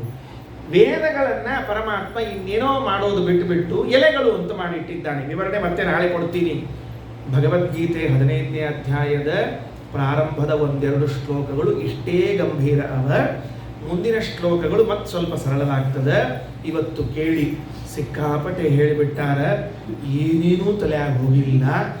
ನಾಳೆಗೆ ಬರಬೇಕು ಬ್ಯಾಡು, ಏಕಾದಶಿ ಬ್ಯಾರೆ ನಾಳೆ, ಖಾಲಿ ಹೊಟ್ಟಿ ತಲೆ ಖಾಲಿ, ಏನೂ ತಿಳಿಯಂಗೆ ಇಲ್ಲ ಅಂತೇಳಿ ನಾಳೆ ಬಿಟ್ಟಿಗಿಟ್ಟಿರಲ್ಲದ. ಇನ್ನೂ ಮುಂದೆ ಬಹಳಷ್ಟು ವಿಷಯಗಳ ತಿಳ್ಕೊಳ್ರಿ. ಇದೆಲ್ಲ ಅಭ್ಯಾಸ ಮಾಡಬೇಕಾದ ವಿಷಯಗಳು. ಏನಾಯಿತು? ಅಶ್ವತ್ಥ ಎಲೆ ಅಂತ ಹೇಳ್ತಾ ಇದ್ದಾರೆ. ಛಂದಾಂಸಿ ಯಸ್ಯ ಪರ್ಣಾನಿ. ಇದಕ್ಕೆ ಎಲೆಗಳು ಯಾವುದು ಅಂತ ಕೇಳಿದ್ರೆ ವೇದಗಳು ಎಲೆಗಳು ಅಂತ. ಯಾಕೆ ಒಂದು ವಿಚಾರ ಮಾಡಿ. ಎಲ್ಲ ನಾಶ ಆಗಿ ಹೋಗ್ತದಂತ, ಜಗತ್ತಿನಲ್ಲಿದ್ದು ಎಲ್ಲ ನಾಶ ಆಗಿ ಹೋಗ್ತದೆ. ವೇದ ಮಾತ್ರ ನಾಶ ಆಗೋದಿಲ್ಲ. ವೇದಕ್ಕೆ ನಾಶ ಇಲ್ಲ. ನಾನು ಆಗಲೇ ಹೇಳಿದೆ ಯಾರ್ಯಾರು ನಾಶ ಆಗೋದಿಲ್ಲ ಅಂತ. ವೇದಗಳಿಗೆ ಯಾವ ಕಾಲಕ್ಕೂ ನಾಶ ಇಲ್ಲ. ಇದು ಒಂದು. ಎರಡನೇದ್ದು, ಸುಮ್ಮನೆ ಯಾರೋ ಪ್ರಶ್ನೆ ಕೇಳಿದ್ರಂತ. ಹೌದಾಚಾರ, ಈಗ ಸೃಷ್ಟಿಕಾಲದ ಅಗ್ನಿಮೇಳೆ ಪುರೋಹಿತ ಬಂದಾಗ ಅಗ್ನಿನ ವರ್ಣ ಮಾಡ್ತಾರೆ, ತತ್ವಾಯಾಮಿ ವರುಣ ಅಂತ ಹೇಳಿದ್ರೆ ವರ್ಣ ಸ್ತೋತ್ರ ಮಾಡ್ತಾರೆ. ಪ್ರಳಯ ಕಾಲದಲ್ಲಿ ಇವರು ಯಾರೂ ಇರೋದೇ ಇಲ್ಲ. ಆವಾಗ ಅಗ್ನಿ, ಇಂದ್ರ, ಚಂದ್ರ, ವರುಣ ಇವರೆಲ್ಲ ದೇವತೆಗಳು ಇಲ್ಲದೆ ಇದ್ದಾಗ ವೇದಗಳು ಯಾರನ್ನಾದ್ರೂ ಒಬ್ಬರನ್ನ ಹೇಳಬೇಕಲ್ಲ, ಮತ್ತೆ ಯಾರನ್ನ ಹೇಳ್ತದ ಅಂತ ಪ್ರಶ್ನೆ ಬರ್ತದೆ. ಅದಕ್ಕೆ ಇದಕ್ಕೊಂದು ದೃಷ್ಟಾಂತ ಹೇಳ್ಬಿಡುತ್ತೆ. ಮಾರ್ಕಾಂಡೇಯ ಋಷಿಗಳಿದ್ರು ನೋಡಿ. ಮಾರ್ಕಾಂಡೇಯ ಋಷಿಗಳು ಇವ್ರನ್ನ ಕೇಳಿದ್ರಂತ. ಯಾರನ್ನು ಕೇಳಿದ್ರು? ನರನಾರಾಯಣನ ಕೇಳಿದ್ರಂತ. ಏನು ಕೇಳಿದ್ರು? ಸ್ವಾಮಿ ಏನಿಲ್ಲ, ಪ್ರಳಯ ಕಾಲದಲ್ಲಿ ನೀನು ಇರ್ತೀಯ ಅಂತಲ್ಲ, ಅದರೊಂಚೂರು ನೋಡ್ಬೇಕು ಅಂತ ಅಪೇಕ್ಷೆ ಆಗ್ತದೆ. ಒಂದಲ್ಲೋ ಪ್ರಳಯ ಕಾಲ ಯಾರೂ ಇರೋದೇ ಇಲ್ಲ, ನೀನೇ ಇರೋದಿಲ್ಲ, ನಾನು ಹೆಂಗೆ ಇಲ್ಲ, ಅವೆಲ್ಲ ಏನು ಮಾಡ್ತೀವಿ ಗೊತ್ತಿಲ್ಲ, ಒಟ್ಟು ತೋರಿಸು ನನಗೆ. ಆಯಿತು ಅಂತ ಹೇಳಿಬಿಟ್ರು. ಪ್ರಳಯ ಕಾಲದ ರೂಪವನ್ನು ತೋರಿಸಿದ್ರು. ನಾವು ಕಥೆ ಕೇಳಿದ್ದೇವೆ. ಮಾರ್ಕಾಂಡೇಯರು ಪ್ರಳಯದ ಜಲಧಿಯಲ್ಲಿ ಮುಳುಗುತ್ತಾ ತೇಲ್ತಾ ಸಾವಿರಾರು ವರ್ಷಗಳನ್ನು ಕಳೆದಾದ ಮೇಲೆ ಎಲ್ಲೋ ಒಂದು ಕಡೆಗೆ ಏನು ಕಾಣಿಸ್ತು ಅಂತ ಕೇಳಿದ್ರೆ ಒಂದು ಎಲೆ ಕಾಣಿಸಿತಂತೆ. ಒಂದು ಎಲೆ ಕಾಣಿಸಿತಂತೆ. ಆ ಎಲೆಯ ಮೇಲೆ ಒಂದು ಶಿಶು ಮಲಗಿತ್ತಂತೆ. ಮಲಗಿದ ಶಿಶುವಿಗೆ ಅದೇನು ಆನಂದ ಇತ್ತೋ ಗೊತ್ತಿಲ್ಲ. ತನ್ನ ಬಲಗಾಲಿನ ಹೆಬ್ಬರಳನ್ನ ಎತ್ತಿಕೊಂಡು ಬಾಯಲ್ಲಿಟ್ಟುಕೊಂಡು ಚೀಪ್ತಾ ಆನಂದದಿಂದ ಮಲಗಿತ್ತಂತೆ. ಇದನ್ನ ನೋಡಿದರಂತೆ ಮಾರ್ಕಾಂಡೇಯರು ಅಂತ. ಇಷ್ಟಿದೆ. ಇದು ಪ್ರತಿ ಭಾಗವತ್ ಮುಗಿಸೋ ಕಾಲಕ್ಕೂ ಇದನ್ನ ಕಥೆ ಹೇಳೇ ಮುಗಿಸ್ಬೇಕ್ರಿ. ಮಾರ್ಕಾಂಡೇಯರ ಕಥೆ ಹೇಳೇ ಮುಗಿಸ್ಬೇಕು. ಇಲ್ಲೇ ಇದ್ರೆ ಭಾಗವತನ ಮುಗಿಯಂಗಿಲ್ಲ. ಹಾಗಾದ್ರೆ ಆಲೋಚನೆ ಮಾಡ್ರಿ. ಛಂದಾಂಸಿ ಯಸ್ಯ ಪರ್ಣಾನಿ ಅಂತ ಇಲ್ಲಿ ಹೇಳಿದ್ದಾನೆ ಕೃಷ್ಣ. ವೇದಗಳೆಲ್ಲವೂ ಎಲೆಗಳು ಅಂತ ಹೇಳಬೇಕಾದಾಗ ಪ್ರಳಯ ಕಾಲದಲ್ಲೂ ವೇದಕ್ಕೆ ನಾಶವಿಲ್ಲ ಅಂತನ್ನೋದನ್ನೇ ಹೆಂಗೆ ತಿಳಿಸಬೇಕು ಅಂದರೆ ಅಲ್ಲಿ ಒಂದು ಎಲೆ ಇತ್ತಲ್ಲ, ಆ ಎಲೆಯೇ ಈ ವೇದಗಳು, ಬೇರೆ ಇನ್ಯಾವುದಲ್ಲ. ಪ್ರಳಯ ಕಾಲದಲ್ಲೂ ವೇದಕ್ಕೆ ನಾಶ ಇಲ್ಲ ಅನ್ನುವುದನ್ನು ಸೂಚ್ಯವಾಗಿ ತಿಳಿಸ್ಲಿಕ್ಕೆ ಊರ್ಧ್ವಮೂಲ ಮಧಶಾಖಂ ಅಶ್ವತ್ಥಂ ಪ್ರಾಹುರವ್ಯಯಂ ಛಂದಾಂಸಿ ಯಸ್ಯ ಪರ್ಣಾನಿ ಯಸ್ತಂವೇದ ಸವೇದವಿಚ. ಮತ್ತೊಂದು ಪ್ರಶ್ನೆ ಇತ್ತಲ್ಲ, ಏನಂದ್ರೆ ಪ್ರಳಯ ಕಾಲದಲ್ಲಿ ಯಾವ ದೇವತೆಗಳು ಇರೋದಿಲ್ಲ, ವೇದ ಯಾರನ್ನ ಹೇಳ್ತಿರ್ತದೆ ಅಂತ. ಅದ್ರ ಮೇಲೆ ಯಾರು ಬರ್ಕೊಂಡ್ರೋ ಅವನ್ನ ಹೇಳ್ತಿರ್ತದೆ. ಅಂದಮೇಲೆ ದೇವರು ಮಲಗಿರ್ತಾನಾದ್ರಿಂದ ಅವನನ್ನೇ ವೇದ ಹೇಳೋದು. ಈಗ ಒಂದು ನಿಶ್ಚಿತ ಆಯಿತು, ಏನು ಅಂದ್ರೆ ಪ್ರಳಯ ಕಾಲದಾಗ ಯಾರ್ಯಾರು ಇದ್ದಿದ್ದಿಲ್ಲ, ದೇವರೊಬ್ಬನೇ ವೇದದ ಮೇಲೆ ಮಲಗಿದ್ದ. ವೇದದ ಮೇಲೆ ಅಂದ್ರೆ ವೇದದ ಮೇಲೆ ಮತ್ತೆ ಆ ಎಲೆಯ ರೂಪದಲ್ಲಿ ಇದ್ದ, ಆ ಎಲೆ ಅಂದ್ರೆ ವೇದಗಳು, ವೇದಾಭಿಮಾನಿನಿಯಾದ ಮಹಾಲಕ್ಷ್ಮಿಯು ಸರಿ ವೇದಗಳ ಎಲೆಯ ರೂಪದಲ್ಲಿದ್ದ ವೇದಗಳ ಮೇಲೆ ಪವಡಿಸಿದ ನಾರಾಯಣ ಅಂತಂದ್ರೆ ಸಕಲ ವೇದ ಪ್ರತಿಪಾದ್ಯನಾದವರು ನಾರಾಯಣ. ಪ್ರಳಯ ಕಾಲದಲ್ಲಿ ಯಾರೂ ಇಲ್ಲದೆ ಇರುವಾಗ ನಾರಾಯಣನನ್ನೇ ಹೇಳುವುದಾದ್ರೆ ಸೃಷ್ಟಿ ಕಾಲದಲ್ಲೂ ಸಕಲ ವೇದಗಳು ಯಾರನ್ನೇ ಹೇಳುತ್ತದೆ? ನಾರಾಯಣನನ್ನೇ ಹೇಳಬೇಕಲ್ಲ, ಉಳಿದವರನ್ನ ಹೇಗೆ ಹೇಳಲಿಕ್ಕೆ ಸಾಧ್ಯ ಇದೆ? ಆದ್ದರಿಂದ ಯಾರೂ ವೇದ ಪ್ರತಿಪಾದ್ಯರಲ್ಲ, ಮುಖ್ಯವಾಗಿ ನಾರಾಯಣನೇ ವೇದ ಪ್ರತಿಪಾದ್ಯ ಅನ್ನುವಂಥ ಅಂಶವನ್ನೂ ತಿಳಿಸ್ಲಿಕ್ಕೆ ಊರ್ಧ್ವಮೂಲಂ ಅಧಶಾಖಂ ಅಶ್ವತ್ಥಂ ಪ್ರಾಹುರವ್ಯಯಂ ಛಂದಾಂಸಿ ಯಸ್ಯ ಪರ್ಣಾನಿ ಯಸ್ತಂ ವೇದ ಸವೇದವಿತ್. ಯಾರು ಈ ವೃಕ್ಷದ ಬಗ್ಗೆ ತಿಳಿದುಕೊಂಡರೋ ಅವನೇ ನಿಜವಾಗಿ ವೇದವನ್ನ ಅರ್ಥ ಮಾಡಿಕೊಂಡವನು, ಶಾಸ್ತ್ರವನ್ನ ಅರ್ಥ ಮಾಡಿಕೊಂಡವನು ಅಂತ. ಹೀಗೆ ಮೊದಲನೇ ಶ್ಲೋಕ ಸರಳವಾಗಿ ತಿಳಿದುಕೊಳ್ಳಬೇಕಾದರೆ ಈ ಶಬ್ದಗಳು ಭ್ರಾಮಕ ಇವೆ. ಮೂಲ ಮೇಲಿದೆ, ಶಾಖೆ ತೆಳಗಿದೆ ಅಂತ ಅನಿಸ್ತದೆ. ಹಾಗೆ ಅರ್ಥ ಇಲ್ಲ. ಮೇಲಿದ್ದವನು, ಎಲ್ಲರಿಗಿಂತಲೂ ಮೇಲಿರುವಂತಹ ಸರ್ವೋತ್ತಮನಾದ ನಾರಾಯಣ ಈ ಜಗದ್ವೃಕ್ಷಕ್ಕೆ ಮೂಲ ಅಂದರೆ ಆಶ್ರಯ. ಈ ಜಗದ್ವೃಕ್ಷಕ್ಕೆ ಅವನು ಆಶ್ರಯನಾಗಿದ್ದಾನೆ. ಉಳಿದ ದೇವತೆಗಳೆಲ್ಲ ಏನಿದ್ದಾರೆ ಅವರು ಶಾಖೆಗಳಂತೆ ಆಶ್ರಯ ಪಡೆದುಕೊಂಡಿದ್ದಾರೆ. ಹೌದು, ಮೂಲ ಅಂದ್ರೆ ಎತ್ತರದಲ್ಲಿ ಇದ್ದ ನಾರಾಯಣ, ಅವ ಆಶ್ರಯ ಕೊಟ್ಟವನು. ಶಾಖೆಗಳಂತೆ ಇದ್ದ ದೇವತೆಗಳೆಲ್ಲ ಆಶ್ರಯ ಪಡೆದವರು ಅನ್ನೋದನ್ನ ಹೆಂಗೆ ತಿಳ್ಕೊಳ್ಬೇಕು ನಾವು? ಉಲ್ಟಾ ಯಾಕಾಗಿರಬಾರದು? ದೇವತೆಗಳೇ ಟೊಂಗೆಗಳೇ ಹಿಂಗೆ ತಿಳ್ಕೋಣಂತ. ಟೊಂಗೆಗಳೇ ಈ ಗಿಡಕ್ಕೆ ಆಶ್ರಯ ಆಗಿ ಬೇರೆ ಅದನ್ನು ನಂಬಿಕೊಂಡು ಕೂತಿದ್ರೆ ಹಿಂಗೆ ಉಲ್ಟಾ ಹೇಳುದಪ್ಪ ಸ್ವಲ್ಪ ಒಂದ್ಸರ್ತಿ. ಅದಕ್ಕೆ ಹೇಳಿದ್ರು, ನೋಡ್ತಮ್ಮ, ನೀನು ಗಿಡ ಬೆಳೆಸ್ಬೇಕು ಅಂತ ಇಟ್ಕೊಂಡಿದ್ರೆ ನೀರು ಎಲ್ಲಿ ಹಾಕ್ತಿ ಅಂತ ಹೇಳು ಅಂತ ಕೇಳಿದಷ್ಟೇ, ಬೇರೆ ಏನಿಲ್ಲ. ಯಾಕಂದ್ರೆ ನೀರು ಯಾವ ಬುದ್ಧಿವಂತನೂ ಕೂಡ ಟೊಂಗಿ ಹಾಕಂಗಿಲ್ರಿ ಅವ, ಅಥವಾ ಟೊಂಗಿಗೆ ಹಾಕಿದ್ರು ಸದ್ಯಕ್ಕೆ ನೀರು ಯಾವುದು ಟೊಂಗಿ ಮೇಲೆ ಉಳಿಯಂಗಿಲ್ರಿ. ಅವೆಲ್ಲ ಎಲ್ಲಿ ಬರ್ತದ್ರೆ ಕೆಳಗೆ ಇಳ್ಕೊಂಡು ಬರ್ತದೆ. ಅಂದ ಮೇಲೆ ನಿಜವಾಗ್ಲೂ ಗಿಡ ಇದ್ದದ್ದು ಬೇರಿನ ಮೇಲೆ, ಮೂಲದಲ್ಲಿ ನಿಂತ್ಕೊಂಡದ್ದು. ಹಂಗಾರೆ ನೀರು ಹಾಕೋದು ಬುಡಕ ಹಾಕ್ಬೇಕು, ಗೊಬ್ಬರ ಹಾಕೋದು ಬುಡಕ ಹಾಕ್ಬೇಕು.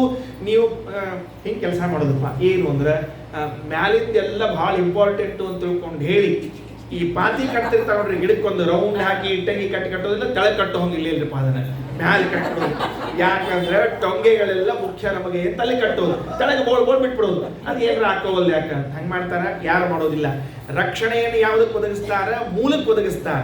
ಯಾಕೆ ಅಂದ್ರೆ ಇದು ವೃಕ್ಷದ ಮೂಲ.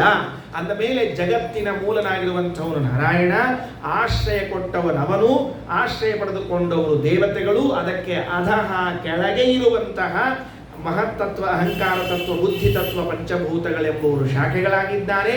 ಈ ಶಾಖೆಗಳಲ್ಲಿ ಬೆಳೆದ ಎಲೆಗಳು ಯಾವುದು ಅಂತ ಕೇಳಿದರೆ ವೇದಗಳು. ಇಂಥ ವೃಕ್ಷದ ಬಗ್ಗೆ ತಿಳಿದುಕೊಂಡ್ರೆ ಅವನು ಸಕಲ ಶಾಸ್ತ್ರವನ್ನು ತಿಳಿದುಕೊಂಡಂತೆ ಅಂತ ಮೊದಲನೇ ಶ್ಲೋಕದ ಅರ್ಥ ಎಂಬಲ್ಲಿಗೆ ಯಥಾಮತಿ ಅಭಿಪ್ರಾಯ. ಶ್ರೀಕೃಷ್ಣ.